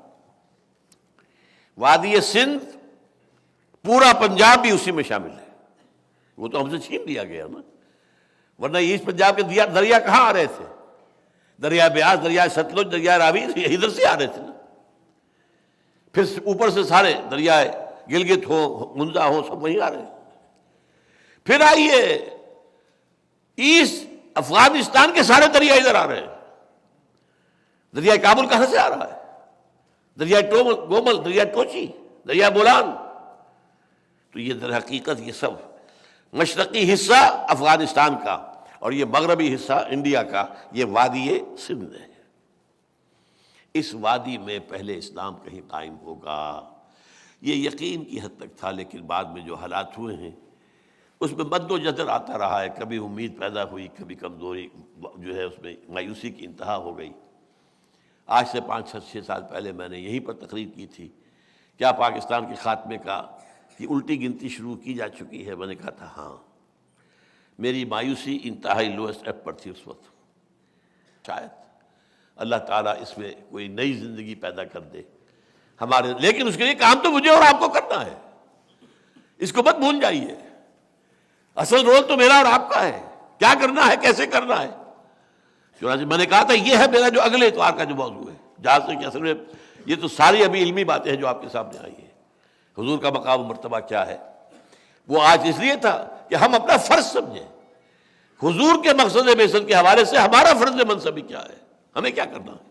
اگر ہم سچے امتی ہیں حضور کے تو ہماری ذمہ داری کیا ہے۔ بہرحال اب اس صورت میں آپ سے آخری بات کہہ رہا ہوں کہ یہ جو ہونے والا ہے معاملہ، اس کے اندر جو کام جو اب کرنا ہے اس کو 2 حصوں میں سمجھیے، بلکہ ایک جملہ پہلے اور میری آج کی گفتگو کا حاصل میں آپ کو ایک شعر کے حوالے سے بتانا چاہتا ہوں۔ حضور کی سیرت پر جب جلسے ہوتے ہیں تو آپ کی زلفوں کی تعریف، آپ کی آنکھوں کی تعریف، آج مجھے بڑی خوشی ہوئی، حفیظ طائب صاحب کی جو میں نے نعت سنی ہے وہ بڑی پاکیزہ نعت تھی، بہت عمدہ نعت، جس میں کوئی غلو نہیں ہے، کوئی عقیدت اپنی جگہ، محبت اپنی جگہ، غلو نہیں۔ لا تغلو فی دینکم، یہ غلو دین ہی تو تھا جس نے عیسائیوں نے حضرت عیسیٰ کو خدا کا بیٹا بنا لیا۔ اور جو میں نے آپ سے عرض کیا، میرا گمان یہ ہے کہ ہندوؤں نے ابراہیم کو خدا بنا لیا، برہما بنا لیا، ہندوؤں کی ایک نسل نے، سب نہیں لوگ۔ تو بہرحال اس غلو سے بچتے ہوئے، حسن یوسف دم عیسیٰ ید بیضا داری، آنچ خوبہ احمد آرنگ تو تنہا داری۔ بڑا پیارا شعر ہے۔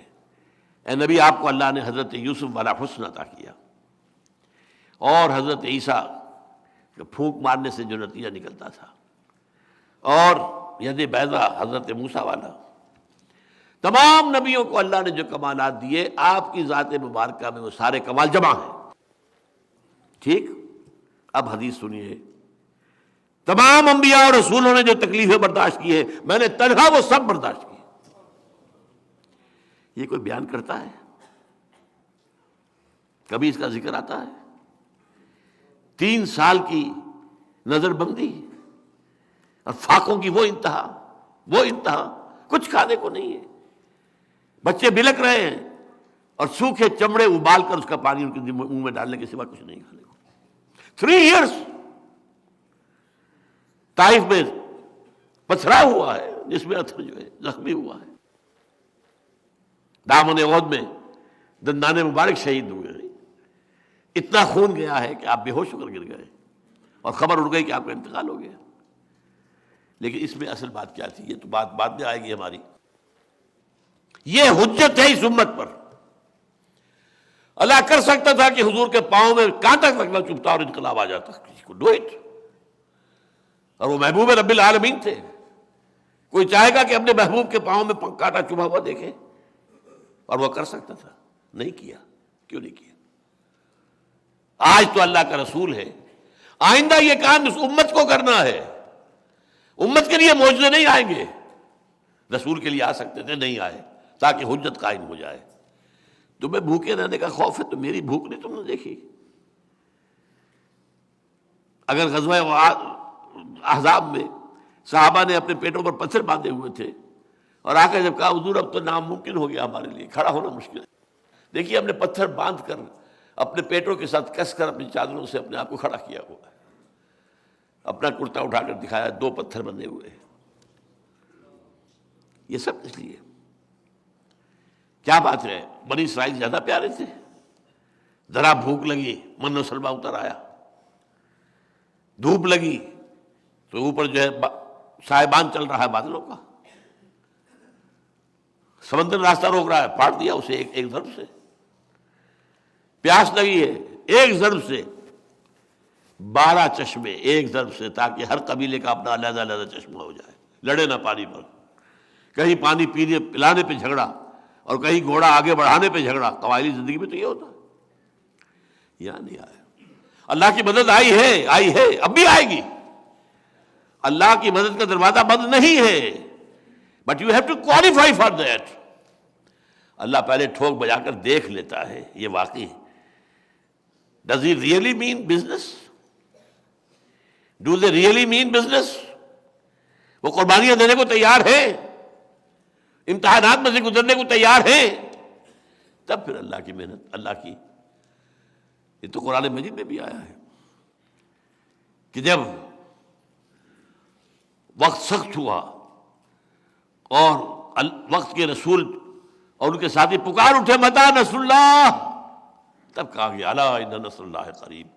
اب اللہ کی نصرت آیا چاہتی ہے تو نصرت تو آئے گی, لیکن یہ ہے کہ اس کے لیے تیار ہونا ہوگا, سختیاں جھیلنے کے لیے, مشکلات برداشت کرنے کے لیے, اپنا تن من دھن دینے کے لیے, جانیں دینے کے لیے. سینکڑوں صحابہ کی جانیں گئی ہیں. ایک صحابی کی جان کی قیمت ہمارے لاکھوں لوگوں کی جانوں کی قیمت سے بڑھ کر ہے. یہ کام ہوگا, لیکن میں اب آپ سے عرض کر رہا ہوں حجت قائم کی گئی پوری نوع انسانی پر. دیکھو یہ نظام ہم نے قائم کر دیا تھا, اور یہ ہسٹوریکل ایرا ہے. یہ کہ پرانی کہانیاں نہیں ہیں, یہ کوئی فیری ٹیلز نہیں ہے. It's a recent past, 1400 years ago. اور ایک ایک چیز پوری طرح لکھی ہوئی, منضبط, کنٹرول میں, ریکارڈ میں. اور ایک حجت امت پر قائم کی. اس مشن کی تکمیل اب تمہارے ذمہ ہے نا. میرے ہاتھوں اللہ نے جزیرہ نما عرب میں اللہ کے دین کو غالب کر دیا. میں نے تم تک قرآن کی دعوت پہنچا دی. My mission in a way has been accomplished, تمہاری حد تک اور جزیرہ نما عرب کی حد تک. بقیہ مشن میں تمہارے حوالے کر رہا ہوں. It's now your duty. وہ بھاری بوجھ جو میرے کندھے پر آیا تھا, سنلقی علیک قولا ثقیلا, آج تم پر منتقل ہو گیا ہے. اب جو کام کرنا ہے میں آپ سے عرض کر دوں, یہ کام کیسے ہوگا. ویسے تو میں نے اس پر کتاب لکھی ہوئی ہے, منہج انقلاب نبوی, 400 صفحے سے زیادہ, شاید اس سے زیادہ کی کتاب ہے. میں ان 2 اتواروں میں اس کو 2 بڑے حصوں میں تقسیم کر کے بیان کروں گا. سب سے مشکل کام ایک جماعت کا بنانا ہے. جوش میں آ کر لوگ گولیاں کھا لیتے ہیں سینہ کھول کر, جوش میں. لیکن مسلسل محنت, اس میں گھلنا, اس کے لیے تیار نہیں. خصوصاً ڈسپلن, نظم کی پابندی, سموتاج. سب سے مشکل کام جماعت بنانا ہے. جماعت بنے گی تو وہ جہاد کرے گی. ہمیں یہ ہے یا تو جہاد کے اوپر جاتے سیدھے, جاؤ یہ بس 30 دن کی ٹریننگ ہے, لے لو جا کر, اور جا کر جو ہے لے کر یہ کلاشن کو نکل جاؤ. چاہے وہ کشمیر میں چلے جاؤ، چاہے افغانستان، بھائی نہیں، اس جہاد کے لیے جماعت حضور نے بنائی تھی 12 برس میں، وہ کیسے بنائی تھی اگلے اتوار کا میرا اصل موضوع یہ ہے۔ اور پھر لاسٹ جو ہے وہ تصادم جب ہوا ہے، پھر اس تصادم کے مراحل کیا تھے، اس کے مین فیچرز کیا تھے، اس پر ہماری انشاءاللہ گفتگو مکمل ہو جائے گی۔ اقول قولی ھذا واستغفر اللہ لی ولکم ولسائر المسلمین والمسلمات۔